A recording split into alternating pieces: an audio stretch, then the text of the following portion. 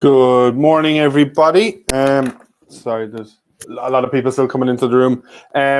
Good morning. As you may have heard, before I opened the room, I have a little 3-year-old running around today. My better half is a nurse, so she's had to go into the hospital today to work. So if I disappear off camera really quickly, you may take it that it's to do with the demands of a very giddy 3-year-old. Thank you for joining us today. I feel like I'm saying this nearly every webinar, but this has been a very popular webinar. We've nearly 400 registrations for this one. So it looks like a lot of people are interested in what Stephen has to say from a local authority perspective when it comes to running events, being involved in events, facilitating events, and all of that kind of thing. Stephen's based in Scotland, so he works with Aberdeen City Council. So I guess it's important to say that that's where his experience lies. That's largely what he'll be talking about. He will also talk about the UK. He might bring me in to talk about Ireland a little bit, because again, while the general approaches tend to be quite similar, some things are widely different. For instance, in the UK, you guys have safety advisory groups, which we don't properly have here in Ireland. There are a couple of councils local authorities who do something similar, but it's not an established system. It's not common. So that advisory element that you can get in the UK doesn't really happen here in Ireland officially. I mean, it's all down to relationships and building relationships with people in local authorities and statutory agencies, and you can get all the advice you want. They're very good over here, but you don't have that SAG system. So a few things to mention before we go with Stephen's presentation. A big thank you to Actavo. I actually think I forgot to mention Actavo on the last one. Paul Griffin, if you're here and listening, you didn't give out to me, but I have a funny feeling I never mentioned Actavo at the last at Ian's presentation. But again, as you probably know, if you've been on any of these before, Actavo have come on board to help us make sure that the tech, we've invested in the tech and the webinar jam system to make sure all this works and we don't have caps on rooms that are causing problems and stuff. So Paul Griffin and the team in Actavo Events, we're delighted to have them involved. Recordings, as always, are now available. The recording of this will be available within a day or two. You'll get an email with a link. It's the entire webinar. We don't really edit it. I add a bit at the start and a bit at the end just to give it context, just some slides. But it's the entire webinar. You'll be hearing this again, but at least on YouTube you can fast forward through all of that kind of stuff.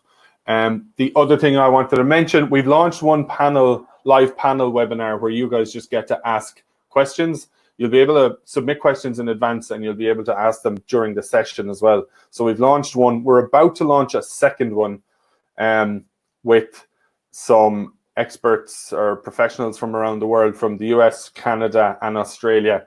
It's taken slightly longer just to get that nailed down and get the timings nailed down. So we're nearly ready to announce that one. It'll be towards the end of June, I think, is the way it's looking at the minute. So again, that's going to be COVID specific. So that's going to be COVID-19 specific. If you were here for Ian's webinar the other day, you probably saw the poll that we put up, and it was overwhelmingly in a positive response to if we do a webinar, should we do a webinar on just COVID and the events world and event safety after COVID. So we're going to do it. So if you're fed up hearing about COVID, that panel is probably not for you. But if you're interested in how to plan events safely, how safety for events is going to look during and after COVID-19, that will be one you probably want to tune in for. So again, we'll announce details of that very soon. We're nearly there, trying to coordinate a time that works in Ireland, North America, Canada, Australia is a little challenging. But I should say that one is specifically going to go live at a time that suits the North American and Canadian audience. We've had a lot of people get in touch wondering would any of them be live to suit times over there. So it's probably not going to suit you if you're based in the UK or Ireland. It could be late at night. It could be early morning. So that one you might want to catch on recording. It'll be specifically geared towards the UK or the US and Canada being able to watch it live, which none of the rest of these have been. So that's the plan for that one. We're also working on something else that we've been asked to consider doing, and I think we're doing it. I've started doing it. We're going to put out a risk assessment template for people as a starting point to get themselves back up and running, to get businesses back up and running. No matter where you are in the world, there's legislation around risk assessments, and a lot of the legislation also says it has to be a competent person that does the risk assessment. So it can be quite challenging for people even knowing where to start. So what we're developing, and I think I'll have it finished over the weekend maybe, and then we'll make sure it's all good before we put it available. It will be for free, but it'll be a template with a lot of stuff in it, and we're going to aim that you'll be taking stuff out that doesn't apply to you, but we might try and cover an awful lot of bases for people. So it's a starting point. It's not going to be one, it's, you know, when it lands in your email inbox that you go, oh, this is perfect for me. You'll have a little bit of work to do. You'll have a little bit of work to do on it, but that's hopefully coming in the next few days. Let us know in the chat if that's something you'd be interested in, and we can definitely send you a link or send it on to you. Just seeing a couple of people lost connection there. Remember that reconnect button up the top is the magic button that tends to solve that when it happens. Usually there can be a couple of people at a time out of a few hundred might drop a connection. So just use that connect button, that reconnect button, and it normally sorts it for you. As usual, the chat function, use the chat function for questions. Stephen's going to do his presentation, and then we're going to do questions at the end. He might call me in a couple of times during it. We may cover the question during it, but we'll get all those questions together and ask them at the end. We've been through Stephen's presentation. It's not going to be as long as Ian's one, so there'll be a load of time at the end. If people do have questions, we're keen. I'll try and keep them as long as we can to get those answered. Thanks, Nate. Yeah, just let us know in the chat if that template sounds like a good idea. I don't really want to be wasting everyone's time, and I'm conscious that people in here, maybe a lot of the people at the webinars as such, will be quite confident in doing their own risk assessments, but we've been contacted by an awful lot of people who maybe just a bit scared, don't know where to start, maybe aren't people who have big budgets to throw at companies like us or you to do it for them. And I'm keen to try and give them somewhere to start that doesn't get me sued left, right, and center, but is something useful for people. It won't be perfect. The next professional safety person will give you a different version. The next woman will give you a different version, but we'll give you one we think is a good place to kick off. Geared towards Ireland specifically, I guess, because that's where we're operational most at the minute. But again, a lot of the stuff will be applicable, and again, you can just delete stuff that doesn't apply to you, which is kind of the approach we're trying to take to it. Love a template. Thanks, Catherine. So I think we're going to kick off. Like I said, Stephen's going to go through the presentation. I might pop in and out a few times to give an Irish perspective, and then at the end we'll do questions and answers. Stephen, if you are ready to rock, you can take over the world there, and I'll be back when you need me. Thanks, mate. Welcome to everyone tuning in from home. I hope you're all comfortable for this morning's session on the role of local authorities in the event industry. As Mark mentioned, my name is Stephen O'Neill. I'm the Senior Events Officer at Aberdeen City Council and Chair of Aberdeen Safety Advisory Group, committee member of the Local Authority Event Organisers Group, which is a brilliant network of local authorities from all over the UK. And I also work as a freelance event manager when the time permits and when the phone rings. So as I mentioned, this morning's session on the role of local authorities, and I know we've just heard from Mark, but I'm going to bring Mark in just to kind of set the scene. So Mark, if you could jump on and if you could tell us how many events you were involved in last year, and of them, how many required some form of support or approval from the local authority. I guess when you asked me about this, I thought about it, and I think from our perspective, I think we had about 30 events that needed some sort of approval from a local authority. Now, the way it works in Ireland is if it's a licensed event, which is anything over 4,999 people, basically speaking, if it's that large, you're going to need to go through the actual event licensing process. But events under that, or events that would be exempt from that could be very large, basically we still go through the exact same process. So it's not mandated in regs, but I mean, if we're shutting down the city to do something and technically it doesn't need to go through the event licensing process, we still approach it the exact same way, and we go through the same process with the local authority and with the statutory agencies. So as to how many would actually have been licensed through the full system, I think about 16 of those. in various local authority areas. And I'm interested from your talk and from, in the chat and what people are saying. I think even within jurisdictions, like within Ireland, the way it works from local authority area to local authority area can be wildly different. Some are really, really used to events happening.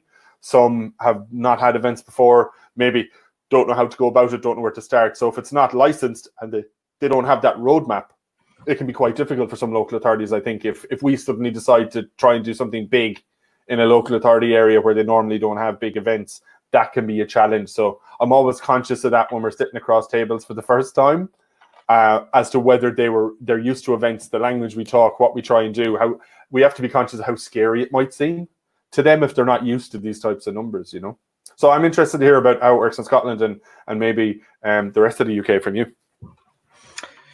And thank you very much, Mark. A bit of a loaded question there, but Mark and his team had quite a busy year last year, were involved in 30 events, probably more, and around about half required some form of support or approval from the local authority. It's absolutely fundamental that event organisers, and if there's students tuning in or those looking to enter the industry, it's really key that you understand the role of the local authority so you can start to build those good working relationships that are absolutely essential.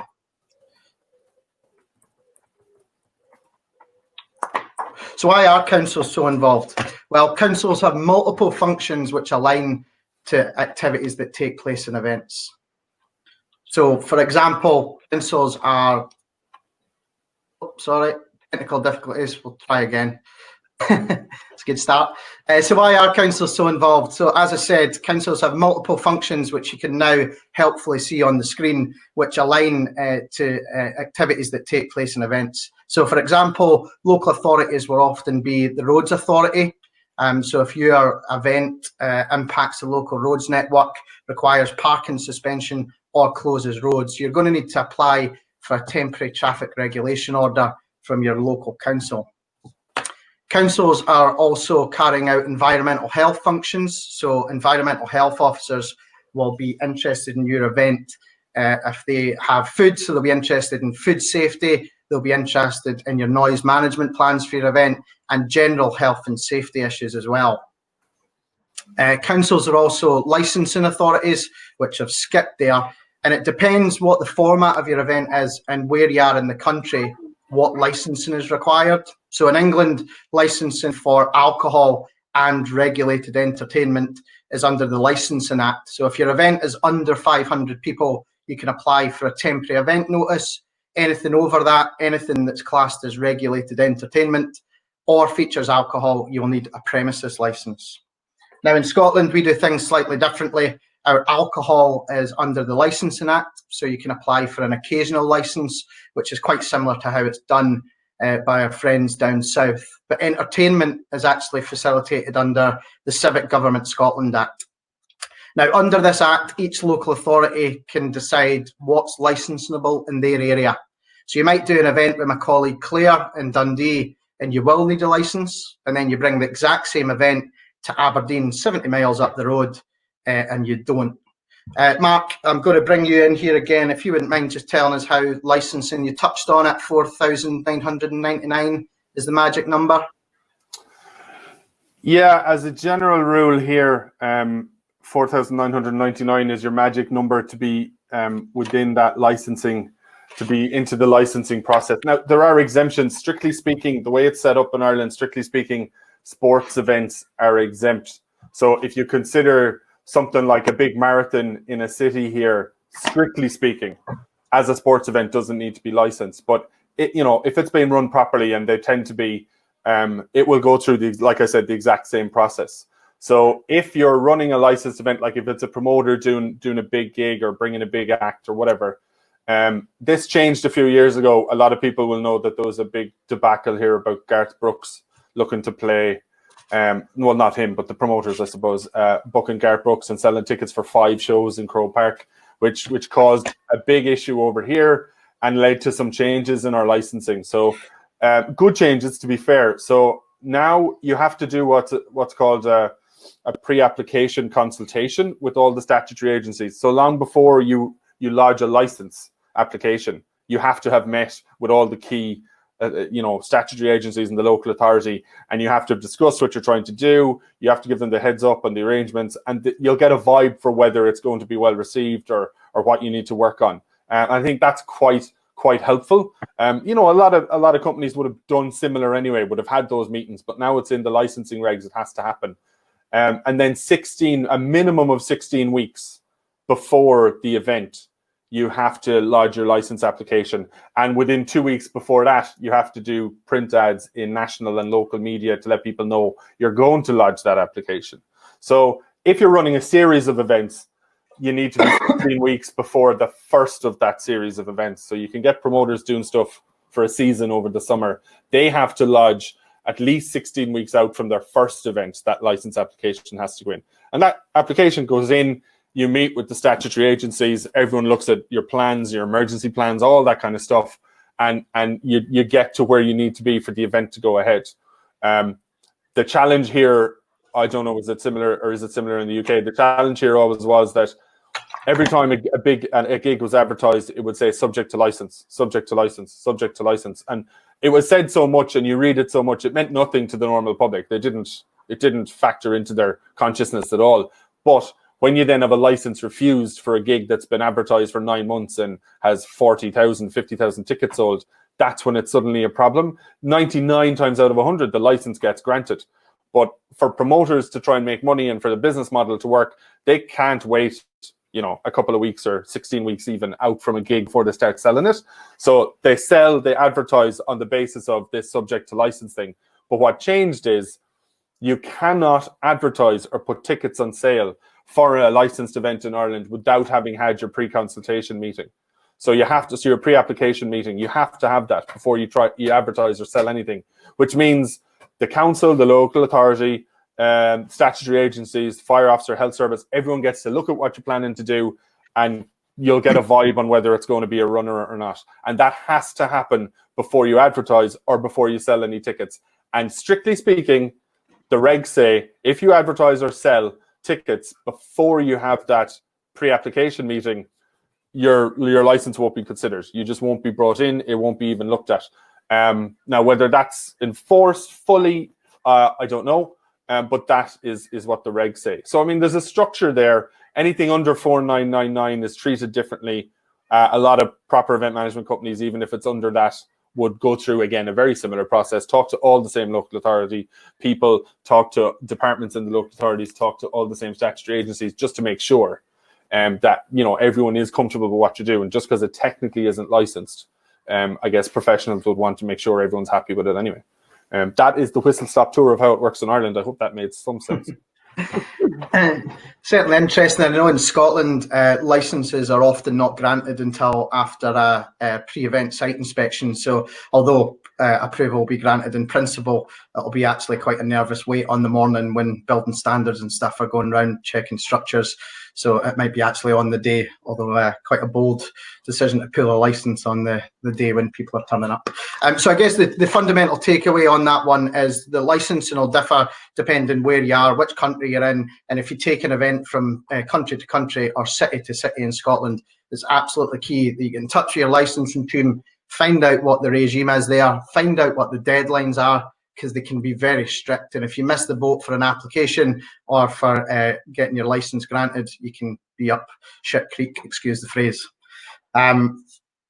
Councils are also building standards, so we touched on it there. In Scotland, we have a thing called a Section 89 permit, which I don't think exists in England, Wales, or in Ireland, but effectively any raised structure that the public will use, you need to apply for the council, you need to send them your certification for it, and they might come out and check it depending on what it is. So that's everything from a grandstand to a small stage, or a large gantry that maybe a filming crew or something will use. Also, depending on the infrastructure that you're using and the length of time that infrastructure will be erected, you might need planning permission through the local council.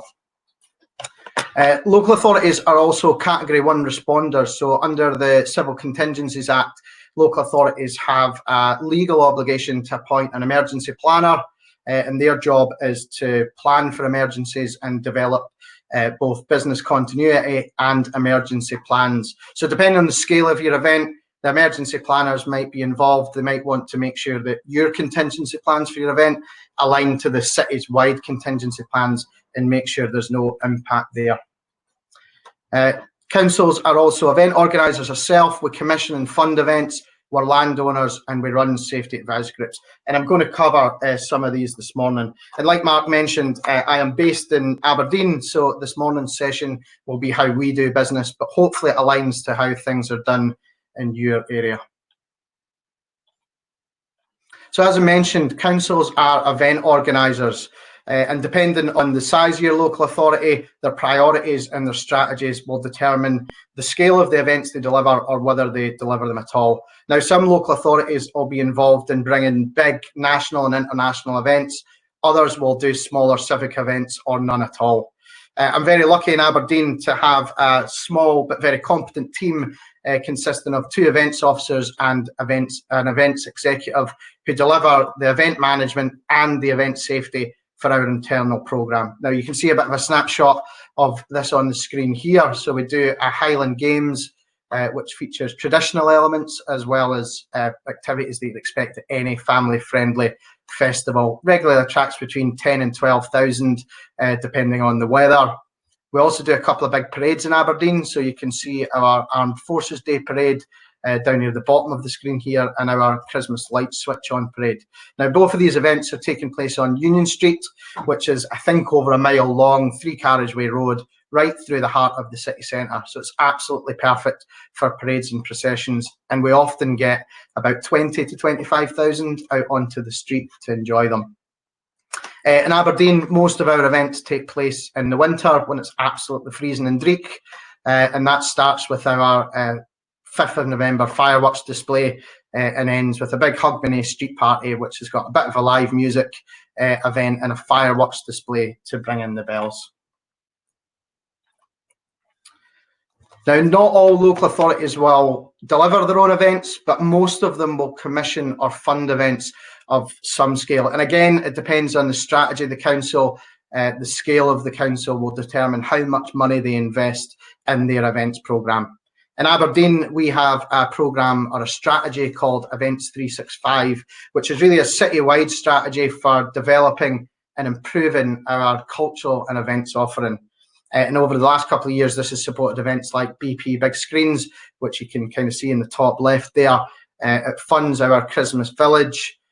We support New Art, which is a street art festival delivered by Aberdeen Inspired, who are our business improvement district, and it's funded by the council.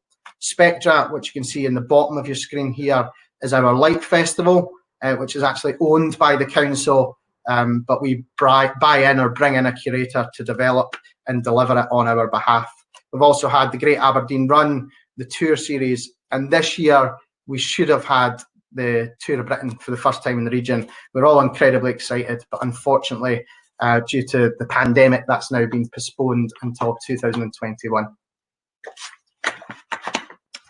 So although the council aren't involved in actually or won't actually deliver these events, we'll still have a key role in supporting these event organisers. So Charlie from the Great Run Company was on. He had a great session on the logistical challenges of these type of events, which was really insightful. But we'll have a role of supporting them. So Charlie and his team will be experts in mass participation running events.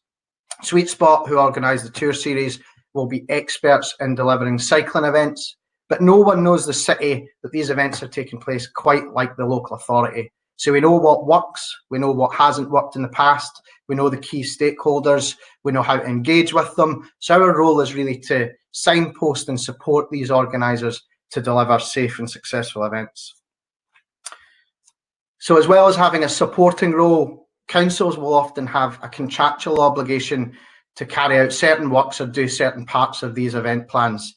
So often that'll be things like doing the traffic management planning, making sure that licenses are approved and through the correct channels, and stakeholder and community engagement, which is a big chunk of work for the team.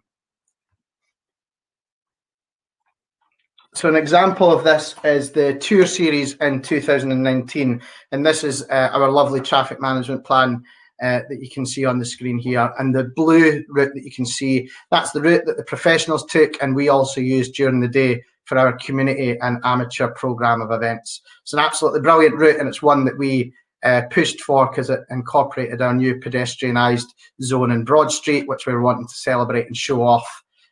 So we're really supportive of it, but unfortunately this route had quite a lot of impact on the city centre on a Thursday, with road closures in from about 4 o'clock in the morning till late evening. So this route that you see, this traffic management plan, landlocked Police Scotland in their main headquarters in the northeast of Scotland. It's also their only public-facing building. It landlocked access and egress to 2 of the big courts in the area, a mortuary, a couple of key offices, a shopping centre, car park, and one of the big private schools right in the heart of the city centre. So our role is a go-between between the event organisers' sweet spot and each of these key stakeholders to make sure the event could go ahead as planned and minimising disruption to these stakeholders so that they can do almost day-to-day business, as we call it. Now, this is absolutely reliant on good working relationships and support from these stakeholders to arrange deliveries where possible out with the closure times. But ultimately, we ended up having to develop a traffic management plan for access to Police Scotland to get people to and from the courts or in or out of the mortuary, and also a separate traffic management plan to allow the school to safely pick up and drop off at their door. So although we aren't delivering the event, although we technically buy these events in or fund or support these events in the city, we'll still have a key role in making sure that it's successful.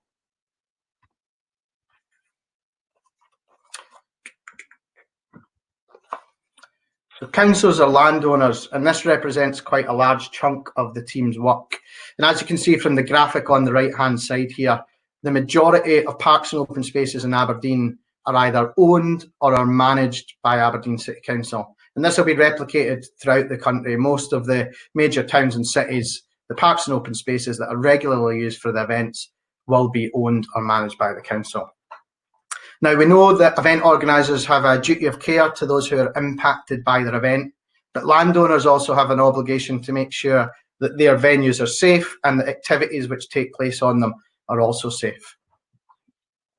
It's worth mentioning each local authority will have a slightly different approach to how they discharge these duties and how they manage their land and their events processes. But in Aberdeen, the city events team discharge their duties by managing the external application process, by vetting events to make sure they're safe and legal with their paperwork, and by inspecting events to make sure that they uphold the standards they've detailed in their plans.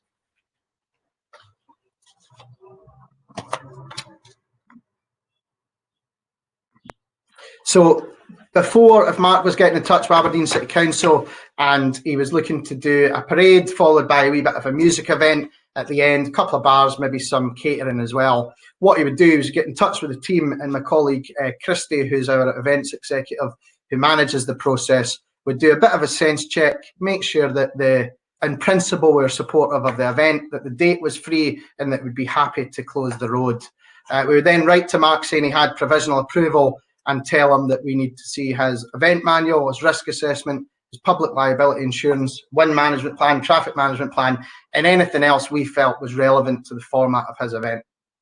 Now, Mark, very competent event safety professional, would have no issues pulling together all this paperwork and getting it in for the deadline that we set.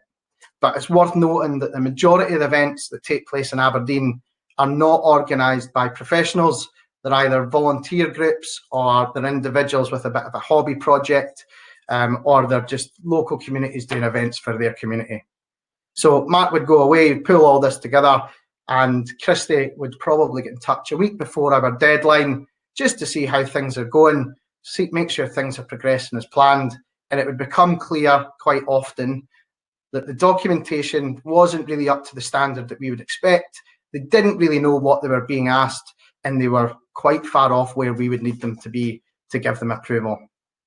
Now, under our duties as a landowner, we could just refuse permission, but it's not really in our aims or objectives to do so. We want to encourage event organisers and support them to really improve our event offering in Aberdeen. So what would tend to happen is the event organiser would have a growing to-do list coming up to their event, and we would need to bring them in for a couple of meetings to give them advice and guidance to get their documentation up to standard. Quite honestly, it was quite a rubbish experience for the event organiser. Felt like we were constantly changing the goalposts and wasn't very good use of council officer time either. We would often have maybe 3 or 4 meetings, depending on the event, the scale, the format and the risk, just to get it to a stage where we were comfortable that it could go ahead safely. So the team decided that we would have a wee look at our process, and we decided to take all of the information that we regularly have to give out, all of the advice that we give to organisers, and we would put it all online. So as you can see there, the idea was to empower organisers to deliver safe and successful events without really needing the hand-holding from Aberdeen City Council. And we'll take a wee look at these guides now.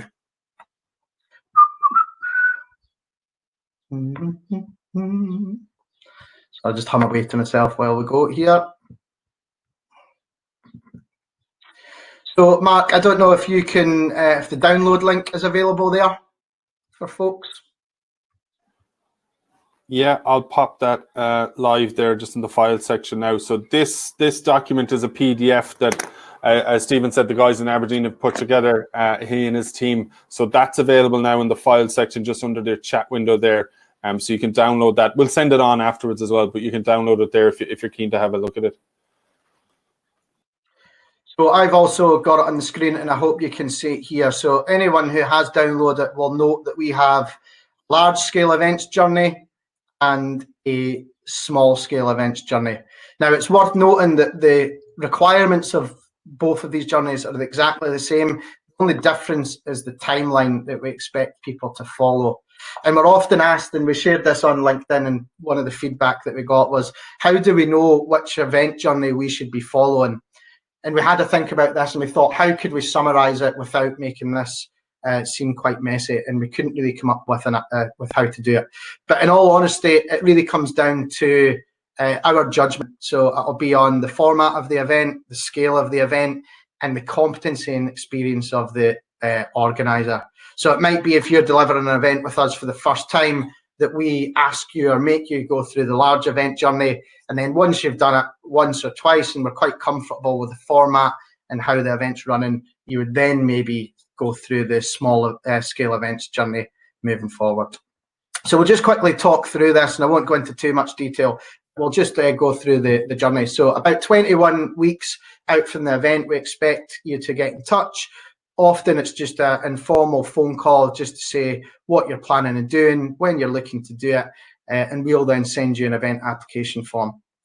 This application form is really the official start of the process, so it's a bit of a paper trail for the events team. And once we get that back, my colleague Christy, again, who manages the process, will do a bit of a sense check, make sure we're comfortable in principle with the event format and the date, and then we'll look at the format of your event, what you're doing, and we'll confirm in writing in that provisional approval letter what documentation we need to see and when. So this is when the event organiser will go away and do most of their work. The only difference now is they have this lovely event organiser journey that details the timeline that we're working to, and they'll also be told exactly what documentation is needed, and there'll be a guide and a template to assist them in producing each of those documents. So we won't ask you to do something that we don't have a nice handy guide available to help you. Now, of course, we're still available if there's anything that isn't covered in the guide for whatever reason or isn't really clear. If you've got further questions, we'll still be available during this window to pick up the phone, to talk through it and provide any advice and guidance. So we expect the first draft of documentation to come in around about 9 weeks out from the event, and the City Events team will distribute that to all of the stakeholders.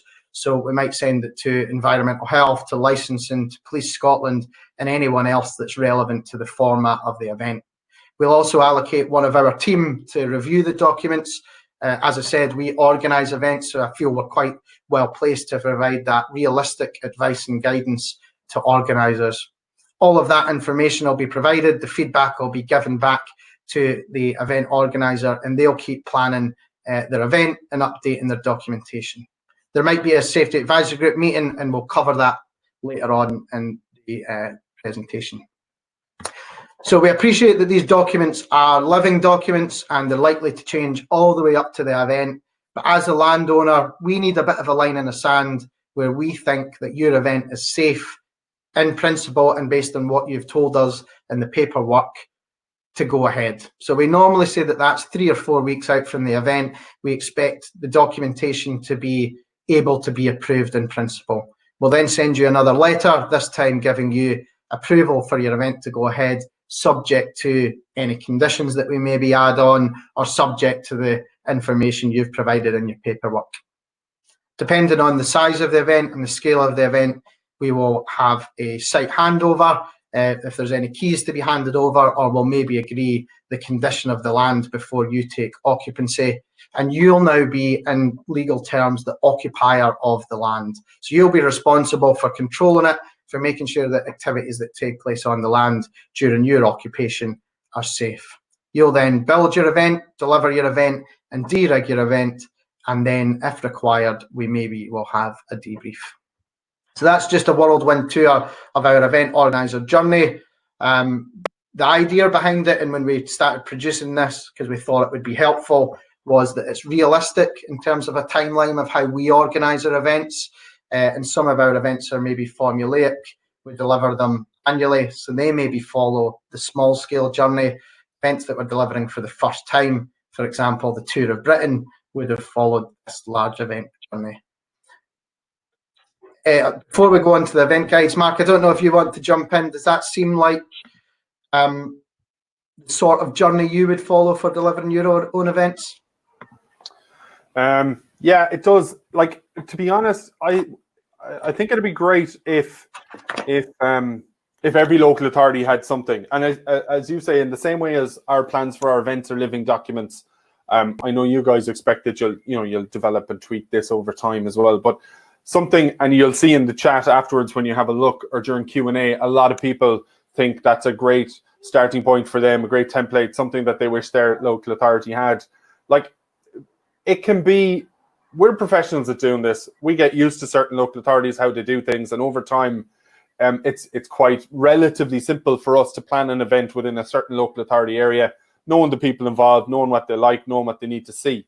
But I always feel for people who, again, maybe mean really well, whether they're a new event company or a new event manager, or as you said, that in your situation, they're not professionals at all. Like, it can be very difficult to know where or how to start. Some local authorities here have certain documents that you can find and are helpful. But I do think that if local authorities generally, as a rule, had a graphical representation of the journey, similar to what you guys have, I do think it would make a lot of people's lives a lot easier, in particular people who don't do this for a living. But we would also find that much easier if the local authorities we deal with had something that straightforward. We could literally have it up on the wall. New staff can refer to it. You can tell them, look, that's how it works. We can scribble on it, add in notes to say roads will need this or whatever, and we could make our own notes with it. But I think as a starting point, it's a really, really strong idea. And I know when you guys were developing it, you put an awful lot of time into it. And it shows because, I've seen local authorities try to do similar, or what they think is similar. It's a Word document with a few paragraphs and some bullet points. I always think something like this is better off presented in a kind of a graphical format. Now, it's a busy graphic, there's a lot in it, but everything's there. So if you download that, you can zoom in, you can print it out if you don't mind killing a couple of trees and have it up in the office or whatever. But to have somewhere to start with, and to be honest, that's the peace of mind you need as an event organizer, to know the parameters you're working within, and then you know where you are. I know Sarah Jane has just popped into the chat there with a guidance document that Dublin City Council here have, which is also quite good. And it's a great starting point for people when they've not done it before, or they're coming from a different local authority area and they want to know, right, what do I need to do in Dublin? Because it does change, and that's a point a lot of people are making in the chat. Even within regs and stuff in different countries, how they're applied and whether they're applied, being honest, from local authority to local authority does kind of change. I'm interested, actually, Stephen, like, what has been the reaction? Have you guys put this out there? Are people using it? What's the direct feedback you're getting on it? Are people finding it useful? I think for our customers, The feedback's been really positive. I think before they didn't really know what we would expect of them. They didn't really know the timeline. So now it's absolutely clear. If we get an event organizer who's maybe never delivered an event before, we sometimes get a bit nervous that they don't really understand the scale of what they're doing or the risks or the liability they're taking on. Yeah. So this is a really good thing. And the first thing that my colleague Christy will send an event organizer will be this journey. So from the off, they know that this is a 12-week or a 21-week program, and these are all the things they want. They'll then go and look at the event guidance, and I think it becomes clear. And it's not to scare people off, far from it. It's to try and help them. I guess one of the other positives is I think I got a LinkedIn message the other day. I think other people have found them useful, which is really reassuring because it was an absolute pain in the arse to pull them together. I think for the team, it was a whole year of work and all of the Safety Advisory Group partners. But it's quite interesting. You mentioned there, Mark, about how it's inconsistent throughout each local authority. And I was actually thinking about this. I thought it would come up. And when we were done the CDM session the other day, and it was interesting, you said, I think it's the exact same in the private sector. So how you discharge your duties, or I suppose you're in Ireland, how an event safety professional discharges their duties under CDM will differ to every event safety professional, but they're still operating under the same very clear guidance. Yeah. So I think it's interesting that local authorities will have different approaches depending on their scale and I guess their interpretation of what is best practice or what is reasonable. Yeah, we all want and need, we might say we don't, but we all need frameworks to work within. I am always saying that as an event safety officer, a plan I come up with for a set challenge will differ wildly from learned colleagues from Australia next door to me, my direct competition. Like, we'll all come up with different solutions, different approaches. They all might be right, they all might be wrong. There might be no right, there might be no wrong. But it's like anything else in risk. It's based on your experience. We do an exercise when we're delivering certain types of training. That's really, really simple. We have slides that show, they present a situation. You get an email from a new client asking, can they do aerial performance over the main street in Dublin city centre? And everyone in the room has, well, in days when we could train in a room, everyone in the room had a card that says whether they think it's low risk, medium risk, or high risk. And we do that in the room, and we've other scenarios as well. And what you find is, and it makes perfect sense when you go through the exercise with people, but for people to understand risk a bit better, I will class that as low risk because I have delivered that exact event. So I know what's involved. I know how to do it safely. I know what I can and can't do. I know that I can't stop traffic officially and stuff like that. Whereas someone who's never been approached with that before or doesn't work in a risk environment will call that high risk for very logical reasons.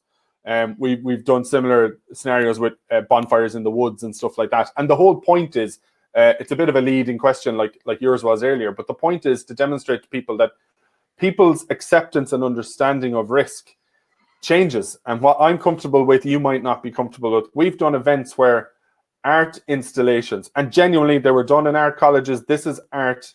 But essentially, when the 7 fire officers walked into the venue for a walkthrough, they were correct when they said, Mark, you call that an art installation. What I see is a massive pile of used tires. And they're 100% correct. That's what it was. And the next one was made out of wooden pallets. So when you're the fire officer and you're used to fire risk and that's your world, you're just looking at potential bonfires in an indoor venue. So like one of the things I think guidance like yours and that organizer journey is really handy for, and I'm not sure many people would say this, but it levels the playing field as well. What happens for people, especially new event organizers or new event organizers moving to a new jurisdiction, this is natural in the world. It's how humans work. But you can find that, and you kind of alluded to it earlier, like if you get used to a certain company and you know how they operate, you become more comfortable with how they run their gigs and that it will be safe. That's natural. But it can be difficult if you're potentially the new company going in there and you're like, okay, they get to do that and that and that, and they're here a few years and they've figured it all out. But where do I start? How do I start? How do I get to there? I want to do this properly.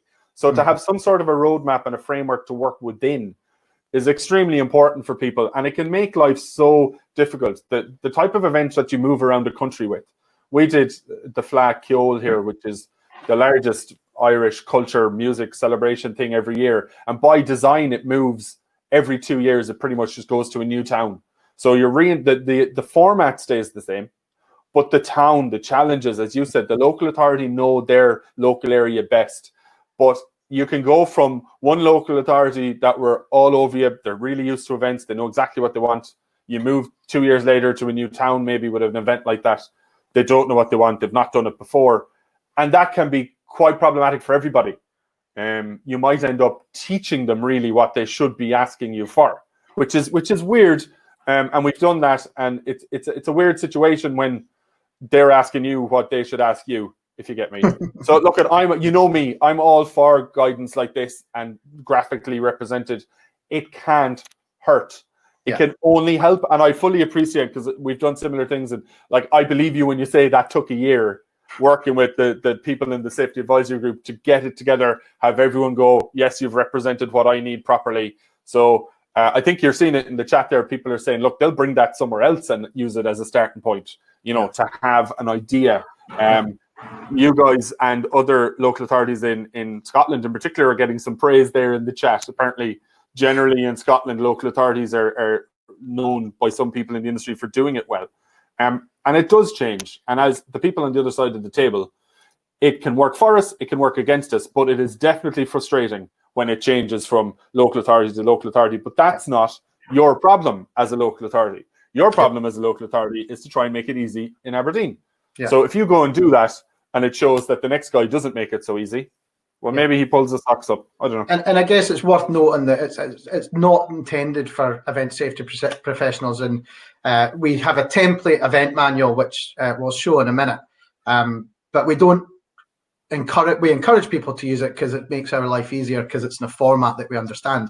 But if you're coming to Aberdeen and you've got plans and procedures, as long as they tick our boxes, we're happy. And I think one of the reasons we done it, I don't know if I touched on it, was to the customer, we would drip feed what we need from them, because what we don't want to do is to turn around to you when you're kind of having a bit of a flap and say, right, we need your event manual, risk assessment, wind management plan, and you're going, oh, what we want to do. So you drip feed once they get one bit up to scratch, you'd maybe give them something else. And it just felt to the customer that we were just constantly moving the goalposts, and they were never at a stage where we were happy. So at least for us, selfishly, everything we're going to ask for you, we're telling you from the start. And if you decide to go ahead with it, fantastic, let's do this. But it's clear from the off. That's a very good point, though, and I'm glad you made it, because even I hadn't really grasped that. Within that, that framework, that journey is kind of designed for the non-professionals as such who might need that help. Whereas if I come to you with a fully formed plan that I think is solid and I've used elsewhere, and I'm happy to send that to you and then sit and alter bits to suit you guys, but that your first email back isn't, no, here's what we do, I want it done this way. And that's very helpful on our end too. When you're the safety guy or the event organizer, you'll very much appreciate that the starting point can be, look, here's how I do it elsewhere. I think it'll work in Aberdeen. Can you have a look at this? And then let's talk about what you need or how we can change. That's good, because otherwise, and that, I suppose I hadn't thought about that. That can be frustrating too. If we have a solid plan for something and we're bringing it to Aberdeen, and if suddenly, for instance, you were saying, oh, no, you need to do it, it needs to do this, and you're like, that could be, I would understand it, but it would be quite frustrating and probably create a whole lot more work. So the fact that we could send on what we have, and maybe you come back with, look, this all looks solid, but this area you need to beef up, because we'll sit and work you through this. It's a particular thing we like over here. So that's good too. Yeah. So quickly have a quick look at the event guidance that is there as well. Give me 2 seconds.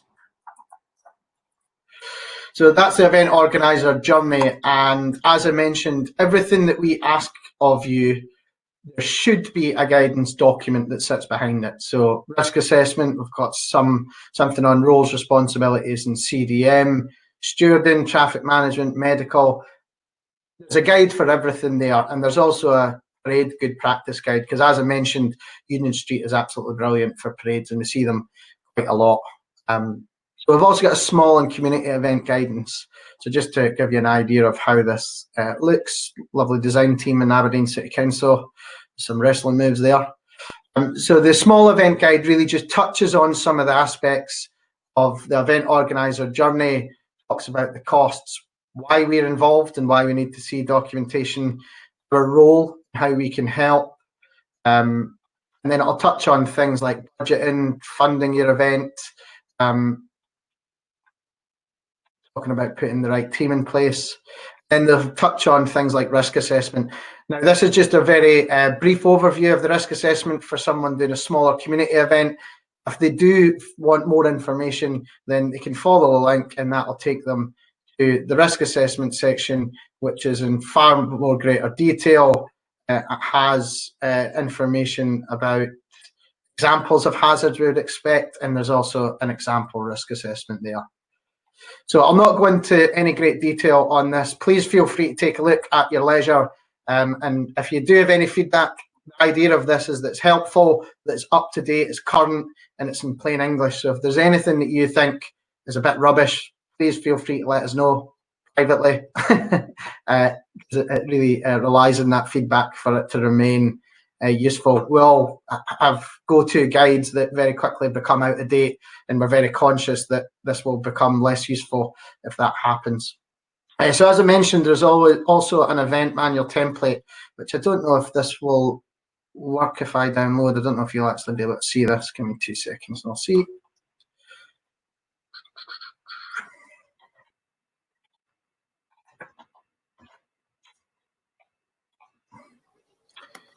I was just thinking, and looking at the chat and having looked through your stuff before, I have a feeling a lot of people are going to download this. They're going to go to that website, because what you have there is you've covered off an awful lot of bases. Some of what's within it may be specific to Aberdeen, specific to Scotland, but we all know from looking at guidance from around the world and documents from around the world that 80% of this stuff is core stuff. It doesn't change. It's consider this, it's consider that. What you find in different guidance or different ways of doing things that you might adopt. You might pull something out of your document that suits you, but in general, the approach to stuff can be quite helpful. So yeah. I'd imagine you'll check the downloads on that document after this, and you might find that they may have gone through the roof.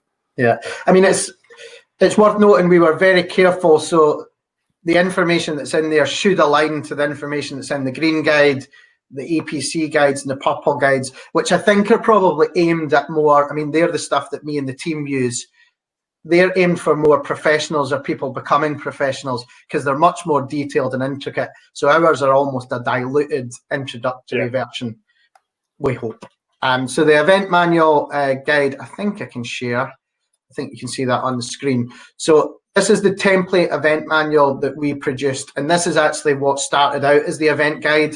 And then it quickly developed into... Mark, can you see that on the screen okay?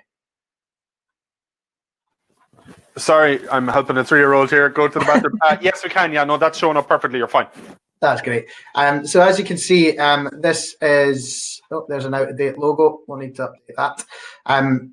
Information in blue is example information or example text that we would expect to see in an event manual, and the red text is a little bit of guidance. So this is actually how the guidance document started out before it morphed. So as you can see on the left-hand side here, it covers most of the topics that you'd expect to see in an event manual. Some of them won't be relevant to the size and scale of the event, but at least for us selfishly, it's a format that we're used to seeing. If somebody uses this template, we know where to find the information, and it's really actually helped the events that have used this.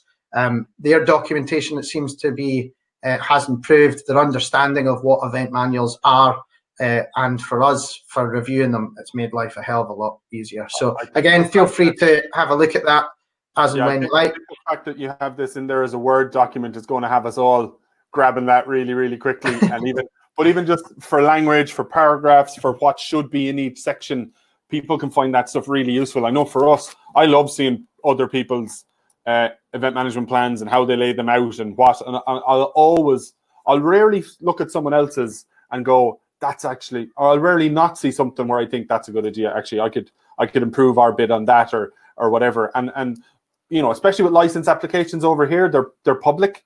a lot of the local authorities put them on websites, so you always know that other people are seeing your stuff, and it helps us all kind of improve. So I think that's really good. I know Catherine has popped in the link in the chat there for people, and we've broadcast that to the room so people can go on and grab it. I think the fact that that's a Word format, I think will have people grabbing it and using what they think is useful out of it. So I will thank you for everyone for that, because often you'll get them in PDFs, which might then wreck people's heads if they do find something good. But the only negative we've found from it is, I think the very first one that someone used, they'd effectively copied and pasted our information, and we're like, yeah, that's not how that's supposed to work, my friend. Yeah, so we were a bit nervous that was going to be, but most people who are willing to put the time and the effort in and are quite keen in developing their plans for their events, they've found it quite useful, and selfishly for us, it's cool. So that's there. Feel free to have a look. More than welcome for any feedback, positive or negative, or if there's anything that you think could improve, because we really want it to be as useful as it can possibly be.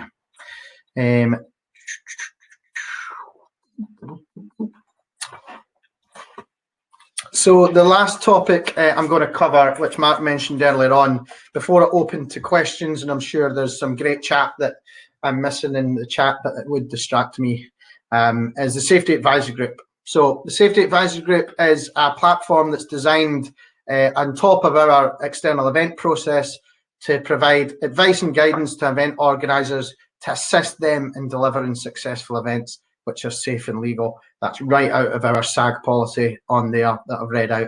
And it's worth noting that event organisers still retain the legal responsibility for ensuring a safe and legal event. So it's worth noting that local authorities don't have a legal obligation to hold a safety advisory group or to offer a safety advisory group, but it tends to be referenced as best practice, as a best practice principle. And the Emergency Planning College Good Working Guide, and the Green Guide and the Purple Guide, HSE, anywhere. It seems to be in the UK that this is accepted and acknowledged as a good practice to have. So the Safety Advisory Group is made up of the emergency services. So in Aberdeen, we have the Scottish Ambulance Service, Scottish Fire and Rescue Service, and Police Scotland, their events planning team. And we'll also have a number of local authority representatives as well. So as I mentioned in the journey, one of the events team will be allocated to review an event document. So they'll be there and they'll be quite well placed to provide that advice because they know what it's like. They deliver the events as well. So it tends to be quite useful and reasonable advice that's given. Environmental health will be there, food safety, noise impact, general health and safety advice and guidance. Licensing team, we would expect the licensing applications to be in before the SAG. So what tends to happen is it'll just be an update on the process of the application or if there's anything outstanding for that application.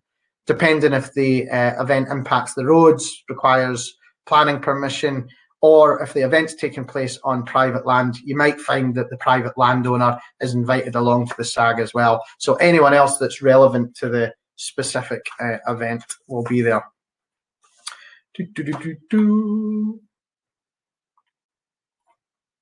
So what's the process for the SAG? So event organisers can request to attend a SAG, and I've heard that in other local authorities that happens. Doesn't tend to happen in Aberdeen, and I don't know what that says. But what tends to happen is the landowner, we'll have a look at the documentation, have some interaction with the event organiser, and we'll feel that they'll benefit from attending the SAG. So we'll invite them along to attend the Safety Advisory Group meeting.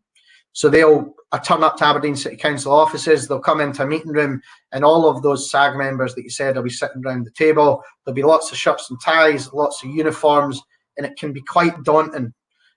We try in Aberdeen to make our SAG as comfortable and informal as possible, but I think it still feels a bit like Dragon's Den when you're walking in there, despite our best efforts. So as you can see on the left here, this is our Safety Advisory Group agenda. And what you will notice if you have a look at our template event manual is our SAG agenda and the headings of our event manual template are the same. So if you come to the event, effectively what you'll be doing is you'll be going through your event manual section by section, giving some information on the plans and procedures that you've developed for your event. Often what will happen is the SAG members around the table, they'll maybe pry for some more information out of you. Maybe the information in your event manual isn't as detailed as the information you've given around the table. So we'll ask some more questions before we give advice or guidance as we see fit. There'll also be an opportunity for the organizer to ask any questions, ask for advice, anything specific that they need some additional help with. And at the end of the meeting, one of the team will pull together a minute of the meeting or an action log of the meeting, just as a bit of a record that the meeting took place. This is the advice that was given, this was the conversation, and this was what was agreed on the way out of the event. So that's what the Safety Advisory Group is. And we've now got a wee bit of a loaded question and a poll, which I think will be popping up. And that's, can the Safety Advisory Group cancel or refuse my event? Mark, I don't know if that poll's jumping up there. Yeah, I've just put that live there, so that should be, yeah, there's answers. So we've got 100% no so far. Very definitive. I don't know, Stephen, do you remember, but for this webinar, as part of the registration, we had included this poll as well. Now, for Webinar Jam, the polls when you register, they don't really jump out. A lot of people don't see them and they don't do them. But I did have a quick look at the results of it. About half the people in the room roughly had done it, and it was pretty much 50-50. Some felt that a SAG could refuse or cancel your event, and some felt that they couldn't. But I think that in itself was quite interesting, that it was almost 50-50. And looking at the poll results here, it's 2-1. It's dribbling towards nearly 50-50. So at the moment, we've got around about 37% saying that the SAG can, and around about 63% saying no. There's still a couple of results coming in. But I guess a bit of a loaded question, pardon me, and it's a bit of a hot topic about the role of the SAG. And technically the answer is no. The Safety Advisory Group is purely advisory. It has no authority. But in reality, I am the landowner, and round the table you have licensing consultees. So I would argue that unless your event is on private land and has no licensing requirements, the impact of the Safety Advisory Group not supporting your event is effectively the same as them cancelling or refusing your event. So what might happen, and it's a bit silly, and I guess it flags the blurred lines between the different roles around the table. So I'm the landowner, but I'm also the chair of the Safety Advisory Group. So I might sit around the Safety Advisory Group, give you lots of advice, and make it clear that I don't think that your event is safe or you're upholding the standards of public safety that we would expect. But I can't cancel your event or refuse your event at that meeting. I can just give that advice. But as soon as I leave that, I can draft you an email saying, as a landowner, I think your event plan's rubbish. I think it's unsafe. We're not giving you permission. So a bit of a loaded question, and it was just really to prompt some conversation. Mark, I don't know, you said SAGs don't really happen in Ireland. Yeah, they don't. I mean, it doesn't exist as a process like it does for you guys over there. Like I said, a couple of councils have a similar type of process, but it's not, it's not laid out in law. It's not a reg. There's nothing there. Yeah. And to be honest, I would love it, actually. I would love if we had it, even if that meant having the problems you guys experience over there. And I'm looking at the chat and everything, and I knowing colleagues based in the UK. I know some SAGs are good. I know some SAGs are bad. I know some SAGs have people on them who know what they're talking about. Some SAGs have people on them who don't. I still think it's a type of system that's worth having, but then it is important that the people on them know what they're talking about. And that's just being blunt. But we'll have similar situations here where we can feel as event organizers and safety specialists that we're doing the right thing and we're planning it the right way. And we can be sitting in a room with people who have the power to say no or have the power to cause a lot of problems and create a lot of work unnecessarily. And that's quite frustrating. Yeah. So I can imagine SAG systems, there's a lot of people discussing it there in the chat that they've been in SAGs that are really good and they've been in SAGs where straight up the person giving them a hard time or asking stupid questions does not have a clue what they're talking about. And it can be quite obvious and it can be quite clear. I spoke to another colleague who's based out in Asia now, but generally works in the UK. And they were saying that they've gone to SAGs in one area where they bring in I think it was a copy of the Purple Guide, and they just put it on the table as if to use it to say we know what we're talking about. And he says everything from that point on that comes out their mouths proves they don't really know what they're talking about. But someone got a copy of the Purple Guide and thought they could sit on a SAG. So I know it can be frustrating, but it's better than having no one advising on these things, I would think. And I guess for me, I guess it comes down to the format, the scale, and the competency of the organiser. So like I say, if you're coming to do an event in Aberdeen, Mark, we'll automatically have a bit of comfort because you're a well-qualified event safety professional. So equally, when you come to the SAG, my team will probably still pick up on stuff that they've got further questions. It's not how they do it. But again, I guess the SAG would be more useful for the community events who aren't professionals, as certainly for that advisory bit. And I guess it's probably not advisory if you're teaching your granny how to suck eggs. So if the most competent person around the room is the person that's supposed to be getting the advice, I guess it questions whether the SAG is actually needed or useful. Well, I would say, or if it's for vetting purposes. But to be fair, and again, I guess I'm talking in extremes here.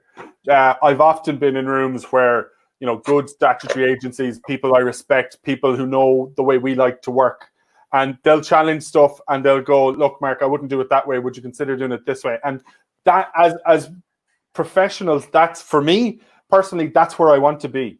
I want to be around the table with people who know what they're talking about, know that we try and do it well, and I'm still open to be convinced on stuff, and we're always still open to be shown, look, I know you wanted to go left there, but on 4 other events similar to this, we've gone right, and here's why it's worked. And we've changed plans on that basis. I guess I'm talking in the extreme situation of, people, they mightn't care, they're filling their days with meetings, they don't know what they're talking about. But in general, we're quite lucky in that we are around the table with people here, especially in Dublin, who get it. They're well used to events. They know the difference between people who try and do it properly or not. That's not to say we always get it 100% right, because we don't. But what I do feel is that if we were to get it wrong on a rare occasion, or if something didn't go quite to plan, I can go back into that room with that same group of people and have an honest discussion and start with, look, hands up. That didn't go the way we planned it. Here's why. We've looked at it. Here's how I think we would do it again. Can anyone else come up with anything that would have helped us out there? And if you use them from an advisory perspective, and I got taught this by a fire officer in Dublin recently enough on something that, like, they're there to advise, and we can draw on them for advice before, during, after. It's not an us and them thing when it comes to statutory agencies letting you run an event, And it's, I know some other colleagues have a much more stricter approach to safety advice groups, where you have half an hour. If you don't have the documentation, we're a little bit more informal. But the feedback that we get actually from the safety advice group I'm talking about is it gives an awful lot of comfort to event organisers that actually the emergency services, the council, the landowner, they've all looked through their plans, and they've all, I guess, by not disagreeing or not refusing it, they've all agreed that the plans and procedures are robust. So what we find is, although, and we put ourselves through the safety advisory groups, and even for us, there tend to not be that pleasant of experience, but it gives you that comfort that everyone is comfortable with what you're putting on. And I guess if anything was to go wrong, you would have that as, I guess, evidence to say, well, you went through the safety advisory group, everyone round the table saw the plans. As long as you deliver the plans that you've presented and the way that you've presented them, then I guess there's a little bit of that arse cover in there as well. Yeah, but again, that's all part of it. And again, I say, you know me quite well, I think, from the LinkedIn world and all that. Like, I can be quite proud and about the work we do, and I think we try and do it well. We do not always get it right.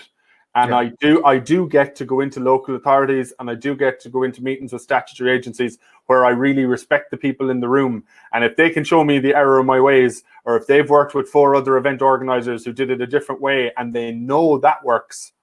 I mean, I'm quite a logical person. If you have one way that's worked 4 times and I'm coming at it from a different angle, I will very much step back and go, why don't I do it that way? Will that work for me? Because it's proven, I've had we're into question and answers now, aren't we? Yes. The only other thing to say, was just thank you very much, Mark. It's brilliant that you and the team have been putting on these sessions. I've really enjoyed and got an awful lot out of the ones that have happened. So just thank you very much. And yeah, thanks everyone for tuning in. I was expecting to lose about 90% of the audience by the second slide, so that's reassuring. I don't think, I know you thought that. I don't think we had a real risk of that. What I'm actually, not that I'm fascinated by it, but being very honest, when we sat down to run this series of webinars, and I was kind of thinking of topics and angles and people I'd like to involve, like having someone come on from a local authority, A, we wanted, B, I thought would be hard to get. And maybe that's just my experience in Ireland or, abroad where we've worked. I just didn't think anyone would jump at this. But I have to say, and I should have known really, given the work you guys had done on the organizer journey and stuff, that this is something that you'd probably be keen on. And just for the record, to let people know, I didn't have to, sorry, I'm dealing with the 3-year-old. I didn't have to chase you or ask you even. You asked, could you be the person to deliver something on this? And we really appreciate it. And looking at the chat, people are really appreciated. I'm going to hit you with a really practical question, because Joe Milner just popped it in the chat, and I'm here going, that's a massive issue here in Ireland. It seems like it's an issue everywhere else as well. So the question, and this is serious practicality here, how do you request organisers to share information with you? A lot of local authorities can't access Dropbox or SharePoint. Do you have like a portal where they send you stuff? This is a massive issue for us with local authorities, the police, and all that. Getting these plans to them, just technologically, is troublesome. I don't think we've had terribly much receiving them. I think we can use Dropbox. What tends to be more of a problem is how we distribute. So I think most local authorities and emergency services are now moving over to Microsoft Teams. So I think that'll help moving forward internally. But we use a thing called the Knowledge Hub, which is effectively a file sharing for the public sector, which we have it's effectively a forum where we upload files and each of the emergency services can go in and pull it out. But no, I don't think we've had too much issues with receiving documents. Sorry, Joe. No, that's fine. But I was interested to see that it's not just an Irish thing. Yeah. I'm being honest, look at, like, you know how it is. Like, we're planning events, it can be high stress, it can be deadlines or whatever. This thing about trying to get the documents physically to all these different stakeholders can be so frustrating and shouldn't be. Like, there are massive companies have solved this, but it's about web access and tech access and the likes of the HSE or the police, what they can access externally. Like, they can't get to Dropbox, but files are too big, their email won't take files, and it's just that kind of thing that can become quite frustrating. Yeah. So do you distribute the documentation to each of the stakeholders, or do you give them to the council and then they distribute them? It depends. During a proper licensing process, it tends to be that we would send into the council and that they would send it out. That's the more kind of formalized way of doing it. For events where maybe we're not going through the full licensing process, but we're still meeting with all those agencies, we would tend to not put that burden then onto the council, and we would just kind of copy everyone if we can, or you might know you're going to see the fire officer at a different meeting. You might even bring it on a USB stick and go, look, there you go, or whatever. So it can be a little bit fluid, but for the proper licensed events, it goes into the local authority and kind of out to everyone from them. To be honest, that kind of takes a little bit of pressure off us as well, in that the council then kind of are responsible for making sure everyone who should get to say, excuse me, I have a point to make, is definitely fed the plan, you know? And it takes that bit of pressure off us to make sure. I think there's a lot of the chat, I'm just looking through questions here, was about the yes and no, about whether SAGs can stop your event or not. And I think a lot of people have picked up. Yeah, but it's fine, because a lot of people have picked up on, look, as a SAG, no. But the reality is the vast majority of the people in that room, in the rest of their day job, are probably the people who get to say no, or get to make your life difficult or ask those tough questions, which is fine. Here's a question I've seen come up on a lot of different webinars lately. Do you think there should be mandatory training for SAG members and more regulation around who can sit on them? I guess if you've been to a SAG where the people around the table don't have a clue, you would say yes.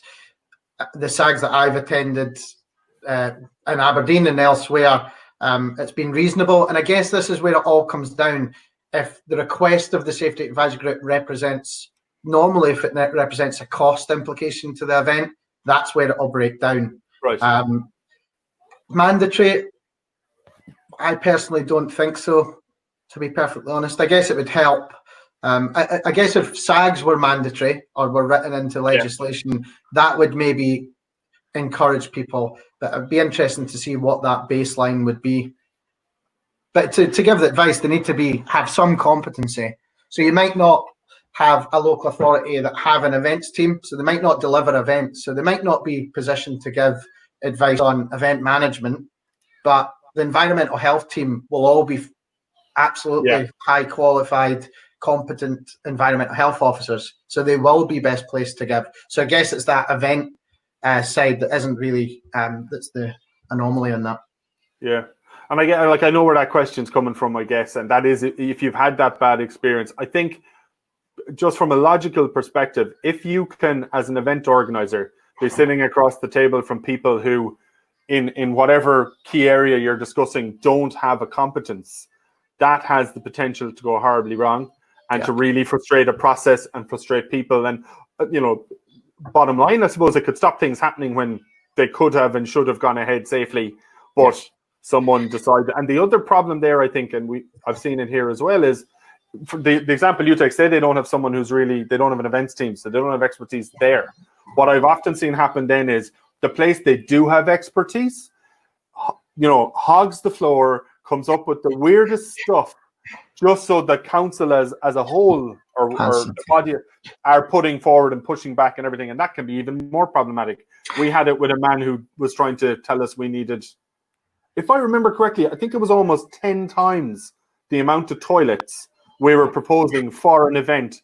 And this particular event had been run in this exact same place, this exact same way, this exact same format for 3 years at that stage with X number of toilets. Yeah. And I don't know where this man had come from with this number. But again, he's sitting across the table and he's quite forceful and he's in the council, so he can make life tough. And you're like, how do I bring him round to understanding that we don't need that many toilets? So, and I guess the problem comes, if that's advisory, then there's no issue. But if that suddenly becomes, actually, as the landowner, I'm going to stipulate that you need. Yeah. And I guess post-COVID, that's going to become more difficult, because ultimately local authorities are going to be responsible for whatever the baseline best practice standard for additional hygiene and social distancing measures. And there's no best practice for that. We're all kind of walking through the dark at the moment on that. So that'll be an interesting one. Claire has a question here. Do local authority employees feel that they must have an independent safety officer rather than an in-house safety officer? If that makes sense. So we don't, like I say, for all of our events, our team are qualified and competent and years of experience. So we're quite comfortable that we do event management, event safety for our internal events, depending on what the event is. So we'll bring in a competent production partner to look after all the production for us, because that's not our competency. But in terms of managing free unticketed events in city centres, I'm not too sure if there would be many people in the region that would be more competent than the team that we have. And I guess that's down to a judgment call. Like you say, you're responsible for the people at your event, and if you don't think you have competency in whatever it may be, then you have a duty. So we've done quite a lot of training. So we've done fireworks training recently, because we felt that our understanding of shell calc and how site design for fireworks wasn't great. So rather than bringing an event safety person in on an ad hoc basis every year, we thought it was actually better to invest in training the team to bring our competency up. But again, it's down to each local authority. Ultimately, it's their call, their responsibility. And if they're not competent, they shouldn't be making the decisions. So we had someone got in touch with us looking to do a mass participation event. And we brought them into a meeting because we were a little bit nervous. The scale of what they were doing was massive. We knew the risk of it was massive.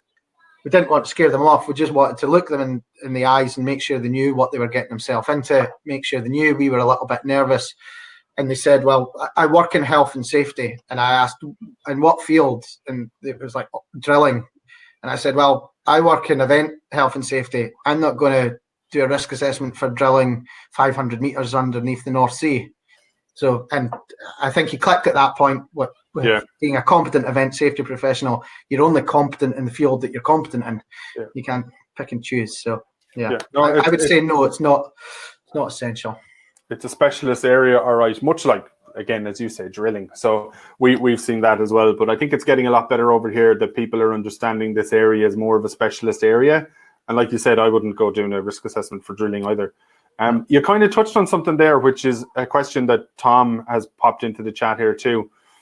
He says he loves the idea of the journey document, but how do you ensure that organisers who have completed a step-by-step event manual provided by you are able to implement plans they have been guided through from start to finish? So is there an inherent risk in spoon feeding them that much that they can do the document the way you like it, they can give you the answers you want? How do you then assess that they're actually competent to implement and deliver it? How does that bit work? So I guess the safety advisory group's good for vetting that. So I guess anyone could pull a very good document together, but actually when you're sitting around the table and you've got all those people and you're asking more probing questions, so how are you going to secure the site or whatever it may be, then it very quickly becomes clear. And it's a really difficult one because, like I say, as a landowner, we have a duty of care to the people who are using our land. So I guess if it came to a point where we weren't comfortable that they were competent, we would either suggest they bring in someone who is, and we have in the past, so we've encouraged or suggested and not quite forced, but twisted their arm to maybe bring in an event safety professional if we felt the scale and the risk was there. So it is a really difficult one, and I guess it's a judgment call for us in discharging our duties. And I guess that's where local authorities will be inconsistent, because you're the risk for an event for you or the risk for an event organizer will differ depending on your appetite for risk and your experience. Yeah, actually, Claire Harkness has made a good point there. She says that's exactly where a SAG should come into its own. That it's been able to, if you have competent people on a SAG, that this person who's created an amazing document and fed you all the words you wanted to hear, if they have to sit in a room and engage with people on that SAG, that's probably where it should come out if they're not. And we'll also, depending on the event, like I say, in licensing in Scotland, you often don't get your license for a public entertainment license until the pre-event site inspection. Yeah. So that'll be police, events, building standards, So, and even if there's no license, we'll often do spot checks. Some local authorities will spot check and have a pre-event inspection checklist for every single event that takes place in their land. Yeah. We do a wee bit more a spot check. So if there's an event that takes place every year, we'll maybe drop in on it once in every 4 years, just to make sure that, well, you said in your event documentation that so-and-so was the event safety manager and they would be there the whole time. Where are they? Or this is how you've told us you'll lay out the site. So we do some spot checks and random checks if it's a new event or we're maybe not comfortable how things are going to head. But it's a difficult balance, because reputationally, we don't want people, in the best will in the world, we refuse permission for Mark's event. He's picking up the phone to his councillor and he's saying, big bad council, red tape, being unfair. So it's in our interest, and also our aims and objectives are to improve our events offering. So it's in our interest to kind of bring these people up to speed. And what will happen is you'll maybe have a community event organiser who you'll bring in and you'll work with them quite a lot in the first year, but then they'll maybe hang around for 5-6 years. So they develop their competency each year, and then unfortunately they bugger off and somebody else comes in and you start again. So yeah, it's always the way they'll go at some stage. Jess is wondering, what are your thoughts on council event managers sitting on the SAG? It's quite an interesting one. So I said that I chair the SAG and we'll put our own events through the SAG, and they don't tend to work. And I think it's because the partners have comfort that the events team know what they're doing. And I don't know, Mark, maybe you feel this. If you go into a SAG where you've been before and everybody knows the work that you do and they're comfortable, there's less advice because actually there's more comfort. So I guess in principle it's fine. There's no reason why you couldn't still provide advice. And I mean, me and my team, when we're doing our own events out with the SAG, but we'll give each other advice and we'll test our plans internally. And we'll often have, like you say, different approaches. Me and the team will maybe have a slightly different view on how best to mitigate a risk, and we'll come to a collective decision on the best approach. So it's probably not ideal vetting your own events internally, and I think in the EPC guidance it suggests that someone else should chair the SAG for your own events, but I think that there's no reason why I can't put my team through a SAG and provide the same advice to them, although the reality is I maybe would have provided the advice, and there's no reason why the rest of the SAG partners can't give them that advice as well. But I can understand the conflict there and why it would very easily not work. But I think in the EPC guidance it suggests that maybe someone from the police service can chair that meeting. But I guess ultimately as professionals, the advice should be able to be given anyway. Yeah, I think technically, strictly speaking, it should be able to work. I'm sure the question is coming from a place where people have seen when and where it doesn't. Yeah. It kind of leads on to the next question I had found along here, which is there a double standard at times? Maybe not with you guys, but is there a double standard between the hoops that some local authorities might make a private organizer jump through versus what they'll do for their own events? Now, that question actually came in from a very experienced lady in Ireland who I know quite well, and I would echo the question in that I have seen that to be the case here, but I wonder with the SAG system and stuff in place, does it help avoid that kind of thing? Like, does the same bar have to be met simply because there's a SAG system in place that makes sure that the council event meets the same standard? I mean, I can definitely understand why there would be inconsistency. Our team follow the same journey. They apply for the same licenses. The deadlines are the same. The documentation is the same. So I would hope that we hold ourselves to the same standards. But absolutely, I could see why. And again, when we go through the SAG, when our team go through the SAG for the fireworks, which has taken place in the same format for 25 years, you could argue, why is it going through a SAG? But there's a level of comfort, I think, from partners and stakeholders that maybe isn't there. So I can absolutely see why there would maybe seem like, and I guess from a private event organizer, you don't see the hoops that we're making our own team jump through.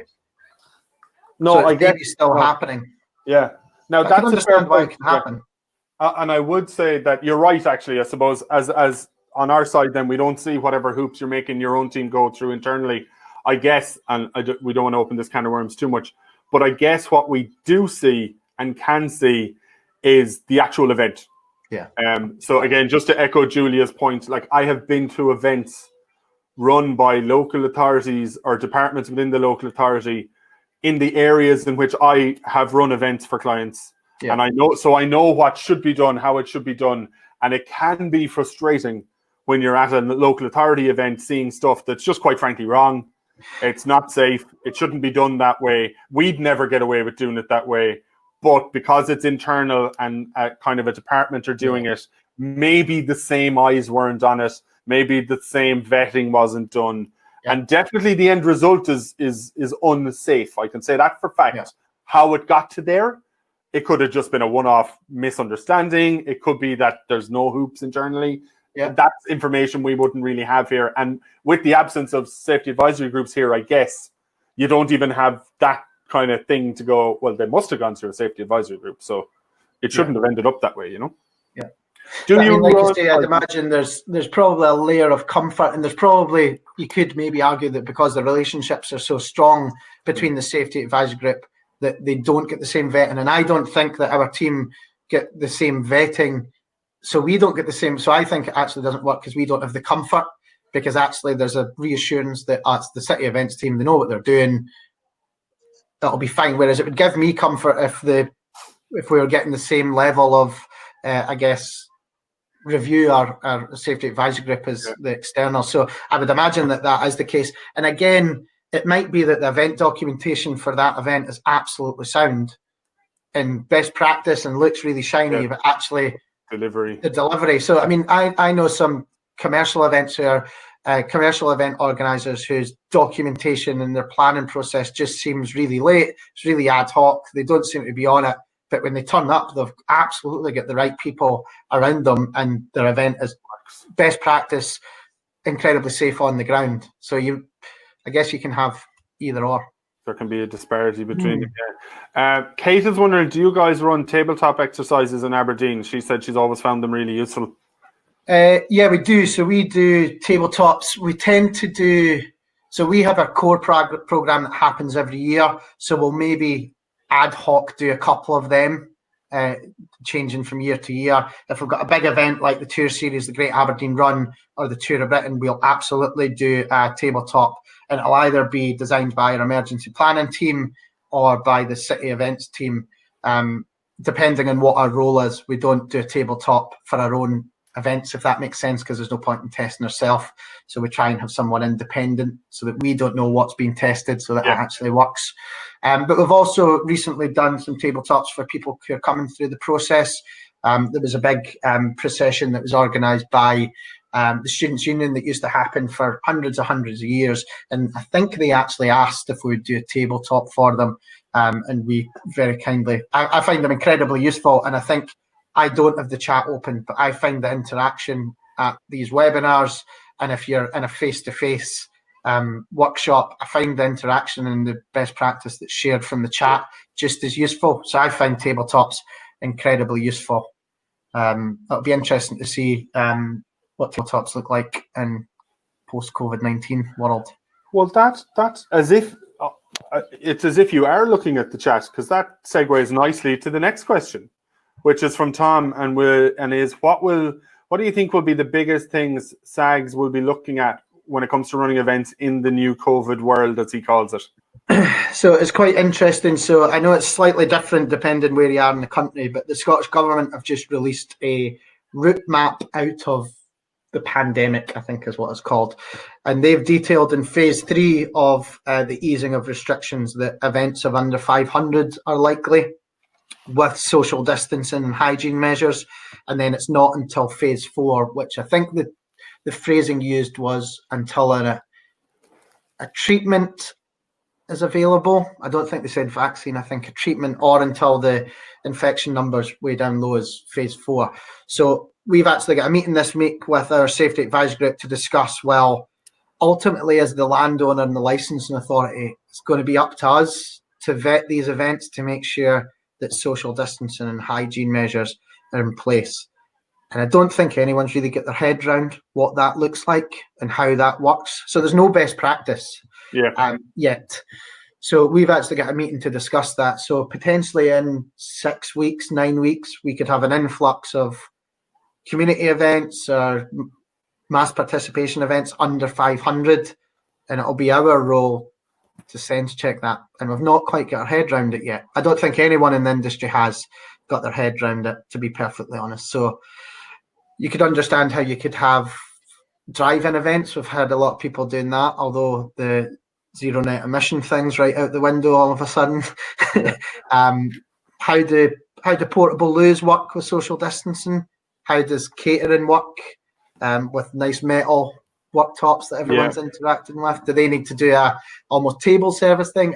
That'll be really interesting to see. And I think for us, it's going to be quite a big challenge, because we're going to need to keep an eye on the conversations that Mark's having, that other industry professionals are having, because at the moment, best practice doesn't really exist. No, I think it's going to be interesting because it's changing quite regularly. It changes from jurisdiction to jurisdiction. I mean, even us doing this risk assessment template, I'm well aware of the inherent risk in putting something out like that, which is why I need to be kind of careful doing it, but I want to put out something that's helpful for people. I mean, even just something as simple as the drive-in event. I mean, we've seen people going at them here, talking about scheduling them during the summer without any appreciation of simple things like make sure they don't think that they can leave the cars running. Yeah. So you tell them to dress for outdoor weather, and they're looking at you going, why would you do that? I'm like, you can't have the cars running. And how are you going to deal, as you said, with the toilets? We've seen one crowd in the UK who have announced that they're doing safe drive-in events, and literally they then pose the question, what makes our drive-in event safe? And the answer is, you're not allowed to leave your car. Like that's on their website. They specifically say there are no toilets. Now, I don't know if you want to be running an event without toilets. I don't know if a local authority would let you. So there's so many things to go here.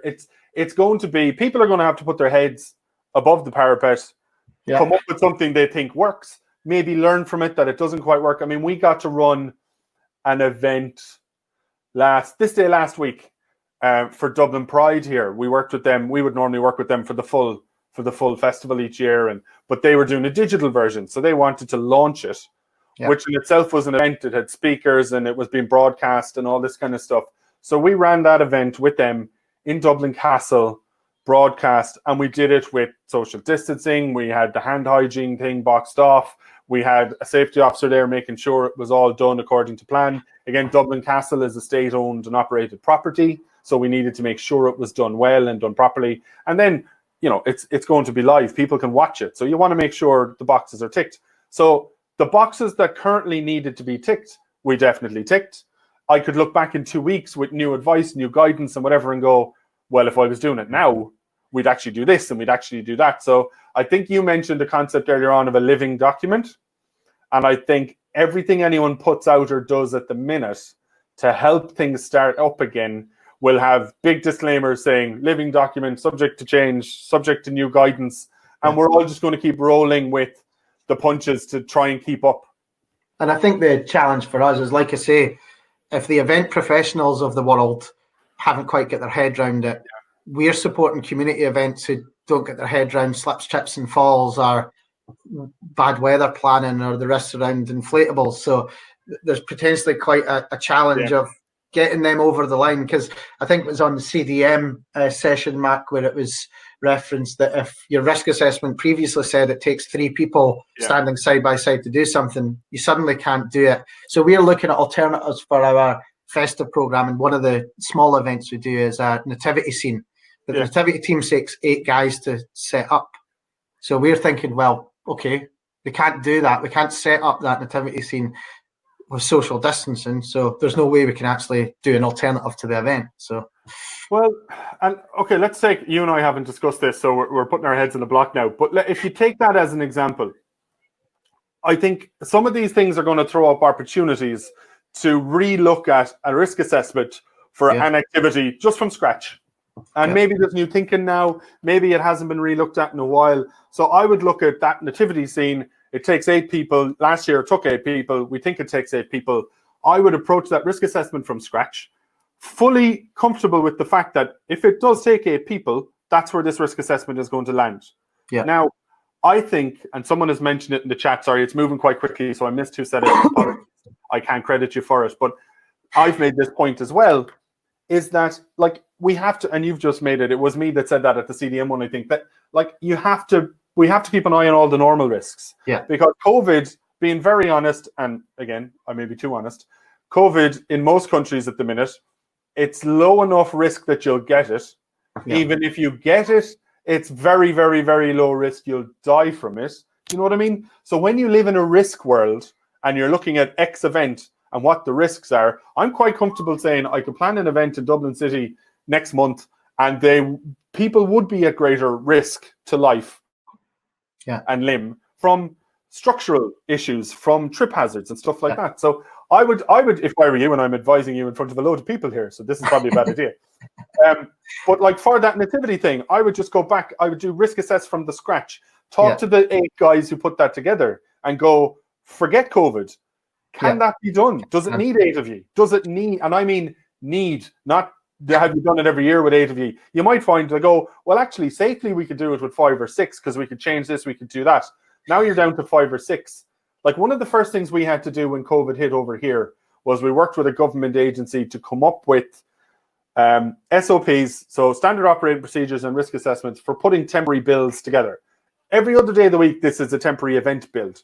But in this instance, maybe it's a testing center, maybe it's it's a hospital, it's a marquee, whatever. But one of the main things we had to say was you need to keep your eye on those real other risks that were a risk yesterday. And some things need a team of people to do safely within 2 meters. So if that is the case, if you reach a point where your activity to put that nativity scene together takes 8 people, that can then be managed with certain measures and controls if you choose to do it. You can go down the line of, we actually can split it into 2 teams of 4. Now I'm speaking out loud, I don't know, look, but you can look at 2 teams of 4.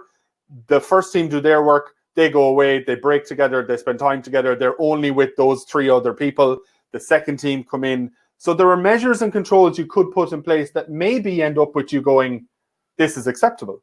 Yeah. Or maybe you still end up going, that's not acceptable. And loads of things might make it unacceptable. Maybe the 8 people aren't up first, they're not going to do it.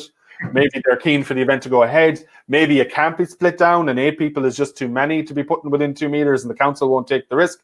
But what I'm saying to everyone is just look at the risk assessment. Again, everything has to be risk assessed. And it is scary at the minute. I'm not stupid.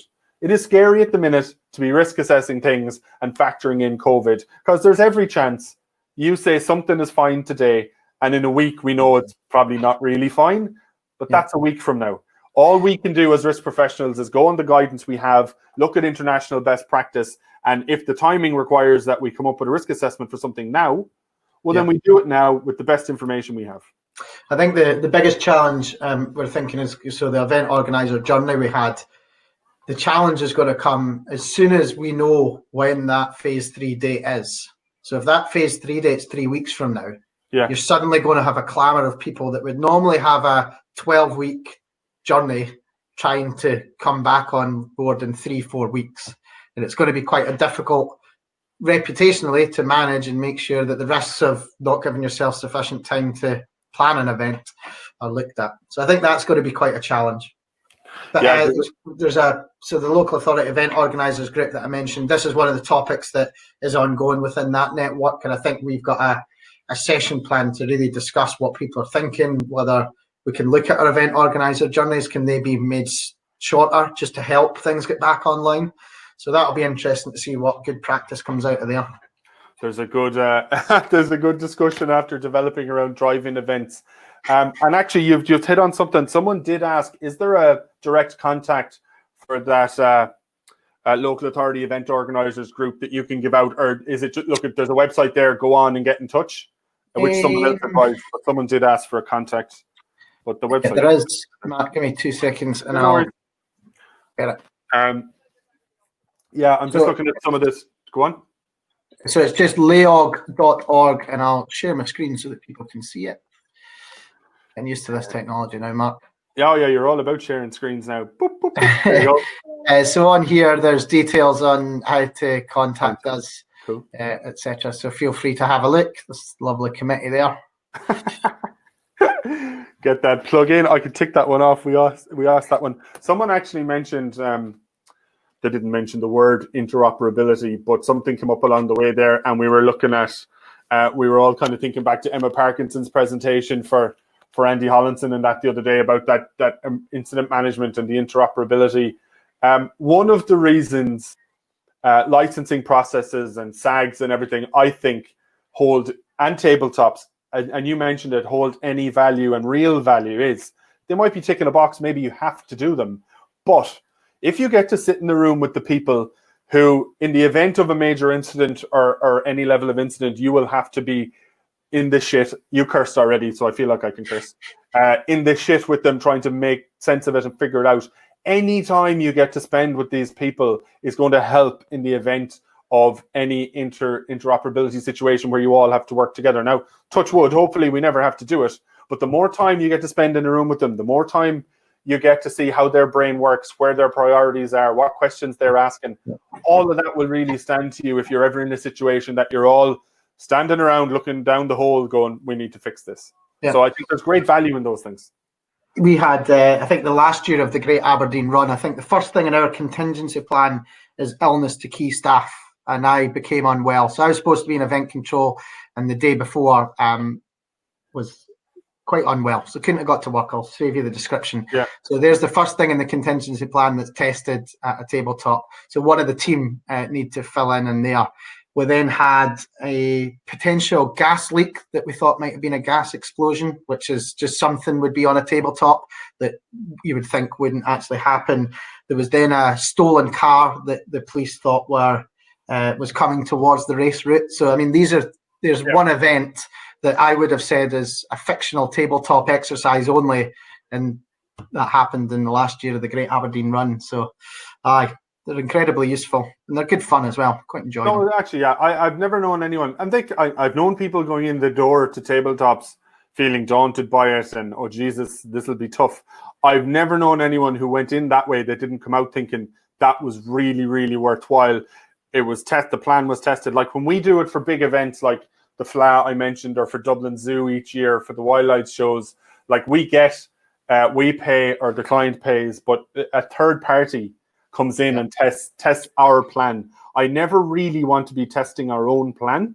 I don't know, can we do it as well as a third party who knows what they're doing, knows how to run these exercises, will test us. And we've had some great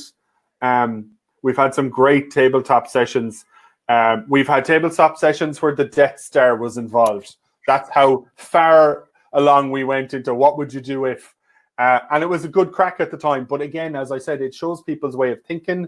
You learn where people's priorities are, and you come away going, well, that's what the fire officer is going to care about. So we know where he's coming from now, and there's just huge value in them. There's a great conversation going on about drive-in events, how they can work, and I think it's Claire's coming back to the point that we'll all come back to. Bottom line, they need to be financially viable. I'm struggling, personally, this is a personal opinion, I'm struggling to see how 9 times out of 10 a drive-in cinema or concert event can be financially viable if you're trying to do it safely. Yeah. And so I mean, for me personally, thing, you know, I'm not sure that's a runner. I think when you go to your first drive-in event and you're not allowed to leave to go for the loo and your windows are steaming up, I think it's got a romantic idea. I think it's brilliant that people are coming up with these weird and wonderful ways of keeping their business going, and it's absolutely brilliant. I just don't know from a customer whether the experience would be the same. And I guess this is the thing that's absolutely brilliant about the events that the council deliver and events that the private sector deliver is the interaction with people who are enjoying something that you're enjoying, and that community spirit. And I appreciate that we can't have that just now, and it's going to be phase 4, might be into 2021 before we can. But that's what people will be longing for. And great if it's a bit of a stopgap and it gets people supporting these businesses and spending some money. But I think very quickly, I mean, somebody said to me the other day, they wonder whether digital workshops and events and stuff will be the future. And I was saying, people will be so fed up of webinar jam, Zoom, Teams. Yeah.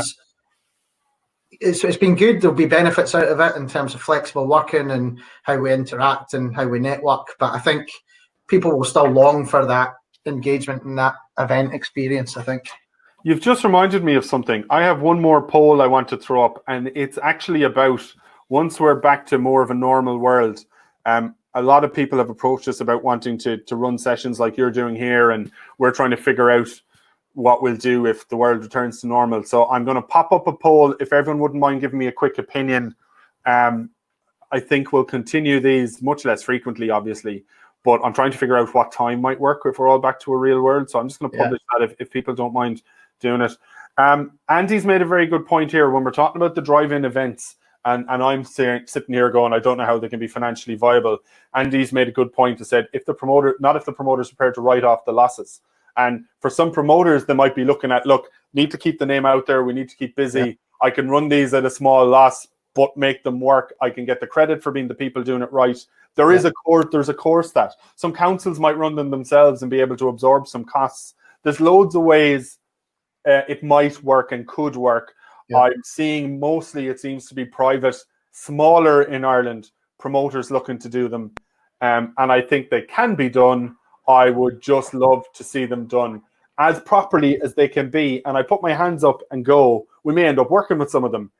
What's right today may not be right next week, may not be right the week after. And that's just the world we live in as risk professionals. Some of us have to put our head up above the parapet and go, yeah, I'm putting my head in the block. We'll do it this way. Hopefully that works. We'll learn from it. We'll tweak it. New guidance. We'll tweak it again. But like, we can't all stay back till, like, the government's not going to give us the answer. And I mean, any government isn't suddenly going to go, here's exactly how you run that event your client wants to run. But I think in Holland and things, there's been some brilliant ideas where they've built like greenhouses and you have like a little restaurant. And some of these things are absolutely brilliant. And some of them will work, some of them won't. I heard someone suggesting rather than drive-in, we should have cycling events. I don't know how you would control the allocated space, but thinking of that. Before all of this, there was a massive drive for sustainability and net zero. And I had this conversation with a colleague. I wonder whether coming out of lockdown and restrictions, whether people's main priority is going to be getting that bottom line green again. I wonder. Yeah, it's interesting. I mean, I don't know. No one knows what the future comes. And I should say, no one's an expert in COVID-19. You won't see me saying I'm an expert in COVID-19, but... COVID-19 is the new CDM expert. Oh, yeah. There you go. But what we can do as risk professionals and safety professionals is we can use all our training and experience, and we can help you come up with a plan. And like I said, it could change next week, and it might change the week after that. I think, like social distancing, we had this discussion on the conversation with Caroline Clift, actually, from Standout Magazine. I was on with someone that works with Charlie Musset, and we were talking about mass participation events and stuff. And for me, in the real world, the bottom line is, if as event organizers, we are expected to enforce social distancing, it is difficult to nigh on impossible to get back to anywhere near where we were before. If we reach a point in each country or whatever where the government are happy enough that the health system won't be overwhelmed if there's a spike in cases, that we're moving towards vaccines or whatever, that the world can get back to a little bit of normal, and maybe social distancing is advised. So people are told, we advise you still keep a couple of meters away from each other, but off you go. It's your own risk. Like, you could go to an event, be right up the front, you're running the risk. You get crushed, you're running the risk, the stage falls on top of you. It needs to become just another one of these risks, and people risk assess it, decide if their event can go ahead. And if people want to be within 2 meters of each other, it will be a risk they take, I think. And that's the point we'll have to get to before, anything is vaguely normal again. But we definitely need stuff in the meantime. So virtual, this type of thing, maybe drive-in things. There'll be lots of weird and wonderful stuff will probably come out of it that will work for some people, So, I mean, for us, what we're looking at is obviously our fireworks display, 15,000. We're not going to want 15,000, although by November, you never know, that might be acceptable. But we're still thinking, how do you make the toilets work? So we're looking at options of, could we do a citywide display? So it discourages people doing their own fireworks, discovers bonfires, and allows people to come out to the end of the street and watch the display. So there's other local authorities that are looking at something similar. So it'll be interesting to see. Yeah, I mean, that's one way of looking at things like a fireworks event, and that's what people are going to have to do. It may be that some changes mean your event goes ahead and it's just different. And who knows, maybe you find out it's better different. Mm-hmm. And maybe in 4 years' time you look back and go, remember when COVID made us change how we do this? Yeah. And now we do it better. So it's interesting. It's interesting as well. I think the cities that we work and live in will be different, certainly when we first come out, but moving forward. So Aberdeen City Council have just been awarded, I think it's a couple of £1 million to look at our city centres and how we can, in the first phase, when people are allowed to go back shopping and back into city centres, how we can allow them to have that queuing that you see outside Tesco and has at the moment. So it might be that our city centres are all pedestrianised areas, which personally I think would be absolutely brilliant. How you then transform them. So at the moment we know how to transform a city centre when it's there's no hard infrastructure other than the roads network. You can get the roads out and then you've suddenly got a beautiful event space. But actually, if that's got pop-up gardens and street furniture, and how do you then transition from that to an event space? So it'll be quite interesting to see, and it'll be good challenges to have when we can start thinking about doing events again. That's for sure. Yeah, I think a lot of cities have to look at their infrastructure and look at plans and see what they can do like that. Claire has asked a question. It says, Mark, can you ask Stephen, up until when have Aberdeen cancelled events too? So I guess that's asking, like, have you guys actually a date that currently today you've cancelled stuff? So at the moment, the Tour of Britain was postponed, which is September 13th. So when the pandemic first hit and we were first in lockdown, we had a kind of planning, thinking of when does it start to cost money and when's the latest date we think we can safely deliver the event. And it tended to be 8 weeks out from the event was generally when we were working to. So the next events are the 5th of November fireworks display. So at the moment we are thinking, what might social distancing look like by November? What alternatives are there for different events? a different way of doing fireworks. So you do a citywide display that you don't need people to congregate. They can come to the end of the street. But then we were on the local authority event organisers group call the other day, and this was floated, and someone said, oh, we tried one of them a couple of years ago, and what tended to happen is when the fireworks started, people started running across roads to try and get to either somewhere they can view it or to the firing location that you've asked them, or you've not told them where it is. So I think there's risks that we've maybe not got our head around that we need to consider. So, and that's a perfect example of in our efforts to come up with alternative ways of doing what we had planned to do.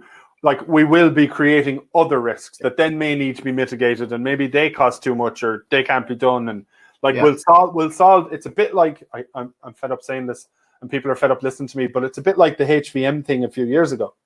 When there were vehicle attacks were happening more frequently, and all of a sudden there was HVM appearing everywhere.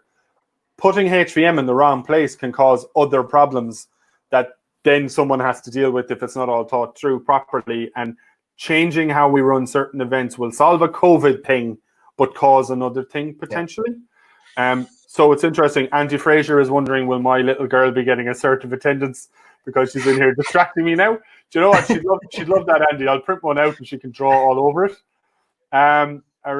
Alison is just asking the group, I think, in the chat, is anyone accepting anyone running events in parks anytime soon? There's one other question I noted on the way through. It was early on that I wanted to throw at you, and maybe if things are slowing up, then we might finish up soon. But what are your thoughts on local authority involvement in Zone X planning? There was a bit of debate in the chat about who's responsible for it. I think the end result was it still comes down to the people running the event to a large degree. But is there any local authority input into the Zone X element of it? Do you think? I mean, I guess Zone X will be our land, so I guess our duty of care still exists there. Yeah. And it's quite interesting. I think one of the conversations, certainly in Scotland, around police charging, which I find really interesting and not quite ironed out, is how football's treated, which is an incredibly commercial venture, and how events are treated, certainly with that Zone X. So I know previously football stadiums were only charged for police who were inside the stadium, but if you've got a Rangers Aberdeen game, for instance, there's going to be hundreds of cops out on the streets doing day-to-day policing. Whereas I guess if there was an event that required that level of policing, that would tend to be charged back. And I think this conversation about how events treat Zone X and how football stadiums treat Zone X needs to align. We don't tend to have events of the scale in Aberdeen where it's really been that much of a prominent discussion. One example for us is our fireworks display takes place, and we close all the roads around the fireworks site, which we define as our event site. But at the egress, you've got 15,000, 20,000 people all making their way, like they would at the end of a football match, into the city centre to get the buses or to get themselves home. So what we do, and we put a separate traffic management in place for that egress plan, which is probably a mile out width of our site, and it just gives a sterile, safe corridor for people to get from the event site into the city centre, and then they disperse. So, but I guess councils probably, as a landowner, I guess it's our roads anyway, probably have a wee bit more responsibility for doing that. And I guess we're also thinking, and it's one thing that we're always conscious of, is this isn't my money, this is the public purse. Yeah. Whereas I guess the bottom line for a commercial event means a lot more to the public sector. I might get sacked for overspending, but it's the type of discussion and debate that happens everywhere. It doesn't matter what jurisdiction you're in. There's the arguments on both sides. I think it involves everyone coming together, and just bottom line is it's not completely black and white. Yeah. You're going to need a collaborative approach where maybe the police have to accept that, look, on a normal day we'd have people there anyway. You're putting an event on, so we'll need more. So maybe you contribute towards the extra cost. But again, we know people, we've all seen it, or we know someone who's seen it, where, you know, police want all sorts of stuff paid for, or councils do, and then you can have promoters and event organizers who literally don't think they should pay for anything. And I think it's usually a middle on good events with good relationships. There's a middle ground somewhere. And it's all with a view to public safety, which is what people have to keep an eye on. There isn't unlimited funds. As you said, it's public purse. So they can't just, a council or police can't just allocate infinite resources to something. Yeah. Tom has jumped in here with a question, and it's obviously from a Scottish perspective. Do you think the number of 500 will be in groups or for the whole event? So as an example, if there were 400 runners and they were going in groups in a socially distanced way, 30 minutes apart, or would it be just simply as simple as 500 total in whole for your entire event? That's all you can do. I don't think the government will be explicit. I think they'll say, so when it first came down, they classed a mass gathering in Scotland as anything over 500 people. Right. So my assumption is, and if not, that 500 figure is a massive assumption on my part, but my assumption would be if that was the figure they used coming into this, it's probably the same figure they're going to use coming out. I would assume the total capacity of under 500, but the key part of it is with social distancing and hygiene measures. And they've not released the guidance in that, so what that looks like. So I've seen some mass participation events talking about how you could extend the start area for a running event, but as soon as that gun goes and you're trying to beat your 5k PB, elbowing people out the way, sweating everywhere. Yeah, and the toilets. I mean, anybody who's done a mass participation running event, the busiest place before the event is the block of 80 toilets they've got, and they've got loads of toilets, but that's because everybody's needing a pee before they go and do the run. So do you need, your colleague who was saying that you needed 10,000 toilets, he was maybe just ahead of the game and he knew that COVID you're going to need. But that's the thing, and I think it comes down to what can reasonably be expected of the event organizer, because you could put, and again, I had this discussion with the guys from the Great North Run, you can put, say you've all the space, all the money in the world. So you can sort your start area, you can sort your finish area, you can have people ensuring social distancing and all of that. But if that's a marathon, there's 26 odd miles where the runners are doing their own thing, they're passing each other out, there's a competitive element, they're going to be within 2 meters of each other, and it is completely unreasonable to expect that any event organizer can manage that. Yeah. But in the real world, maybe it's enough that they've gone at the start and the finish, and that's plenty. And maybe they don't have unlimited resources, so they've done what they can with the start and the finish, and they've advised this and they've advised that. It's going to come down to what's reasonable, and there'll be lines drawn in the sand where there will be ridiculous things expected of event organizers, and it's just going to be nonsense. It won't work. I also think that there'll be, so apparently it takes 6 weeks to form a habit. So when we come out of these phases, we're suddenly not going to be standing maybe shoulder to shoulder after a few drinks at the bar, but people will get used to how they queue and how they give each other that space. And I think that'll just become the norm. That might take a long time for certain people to move away from. So you might find that actually, although there's an onus and a responsibility in the organizer, that the public are doing a lot of the work for us because they have that habit and they don't want to, other than occasional Egypts. Most people want to give themselves that space and that comfort. So it'll be interesting to see. Yeah, and again, we come back to the thing that no one's currently an expert. We're all just trying to apply what we know and what we've learned before to help through this, but like how it'll all play out. And it'll be different. We'll all go, I'm going to be looking at you, envious of how Scotland are letting you guys do it. Someone will be looking at Ireland going, oh, well, that would have worked for us, but we're 6 weeks behind. And like, there's going to be so much of that going on when we start to get back to running things. I guess the risk is, as you mentioned again on the CDM one, about how you might ask an event safety officer and you'll keep asking them until someone's willing to accept the risk and take the job. And I guess it might not be a race to the bottom in terms of the fees that they're charging, but it might be that there'll be people who have a different appreciation or a different idea of what the risks and reputation or liability is. 100%. And Andy has just brought that up in the chat there, that like you can put so many control measures on certain elements of what we all do, but if you have a crowd watching, a non-ticketed crowd watching something that's like a half marathon, a 13-mile route or something, like you can't manage them and you can't try and keep them 2 meters apart. And am I expected to, or is the client expected to? That's what needs to be clear, I think, for some people to take the risk of going back running events. And it's all risk-based, and that's what it has to come back to. We can advise, and risk professionals can advise, and that will be based on our current knowledge. but like there's still reputational risk for whoever jumps into the breach here first, whether that's for a council or it's for a promoter or whatever. Someone is putting their head on the block all the time. And someone, I can't remember where it was said, but someone has said, as soon as you have a photograph of a part of your event that has fallen down, that's going to be the image that's all over the press. That's like the photos of people at the beaches or whatever that's happening at the moment.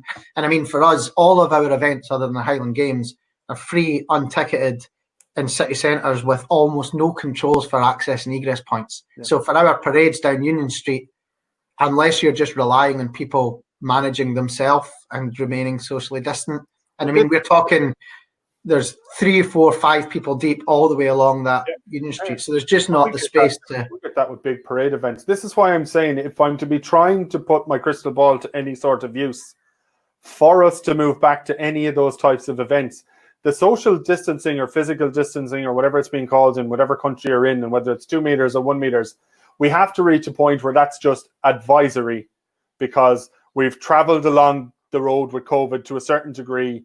We still advise you stay separated where you can, lads, but the world has to get back to normal a little bit.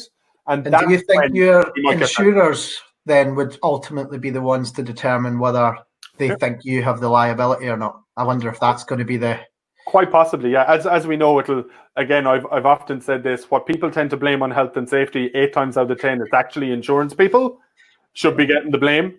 So yeah, there's going to be a huge thing. We could plan something we think really, really well based on the guidance. It could work as far as we're concerned for our client, and maybe an insurance company is going to go, no, we're not being the first ones, no way. And that's just the reality of it. And it'll look, but again, as someone keeps saying to me, we're all in this. You know, insurance companies are in it too. They want stuff to start happening again because that's when they get their premiums for events. And so, you know, it's not going to be ideal. Someone's going to be seen to have gotten it wrong. Lots of us actually will be seen to have gotten something wrong. I think it's just going to be part of getting back going, because we're going to be putting ourselves out there. And if it's a council event that's maybe one of the first ones in your area, like, all eyes are on the council then. And if you do it, the next organizer will go, well, that's the way you did it. So, and that's just the reality. We're all taking a risk here when we start doing events again, no matter what size they are. I mean, we took a risk doing that event with Dublin Pride and having it broadcast. If something was slightly off, or someone thought it was, or someone thought that wasn't a 2 meter gap, like, this is what we're into. And I think we just need to accept a bit of that and go, look, I want to do things as safely as I think they need to be done. That's what I do professionally. Do I care what Mary down the road thinks? Because she's a busybody. I will care what the council think or a statutory agency think, and I'll take that on board. But there's a lot of people, as you said, photos of people on the beaches and everything. There are people who just want to start throwing mud again. And the first event organizers that get stuck in, they're going to be the targets. And no matter, and I can, hand on heart, I'd say every event we've ever run, if you're in the right place at the right time with your phone out, I'm sure you'd have found something that wasn't quite right, and that would piss me off had I seen it. So that scope always exists, you know. I think we may as well wrap up. Jesus, we're 2 hours 20 minutes. It must be 1 o'clock, is it? From when we opened the room. Stephen, for me, thank you very much. Thank you. For everyone in the room, I think thanks are due. There's an awful lot of good stuff that's come out of this. Thank you to everyone in the room for answering that poll. I'm kind of happy that 45% just ran with whenever. I'll make it work if I can, because we might just, if we do these once every month or something, we might just, some in the evening, some in the morning. We'll always probably make recordings available anyway. But I think a lot of people have said this. We want to try and capitalize on what COVID, the few positives from it, some of which are we're all getting opportunities to share, to talk, to meet virtually. And I'd like to keep that going to some degree afterwards. And if that means a 5 or 6 webinars a year or something that people enjoy, maybe that's one of the ways we get to do it, you know. I should say Stephen's presentation is now available to download in the file section, but we will send it to you too. But it's there as a PDF if you want it, but we'll send it on as well. I think bye from a sunny Dublin. Des, it's sunny where we are too. It's changing though. As I look out the window, I had promised my daughter we'll go for a walk. We may want to go quick. Okay, cool. No one's jumping in with any major last minute questions. So I think we're good. Yeah, Rachel, have a lovely weekend too. Stephen, thank you very much. Thank you very much, mate. Have a lovely weekend. I'll talk to you over the weekend. And thank you to everyone for joining us. And we'll see you next week, or we'll see you when we're on the next one that you're signed up for. All right. Thanks.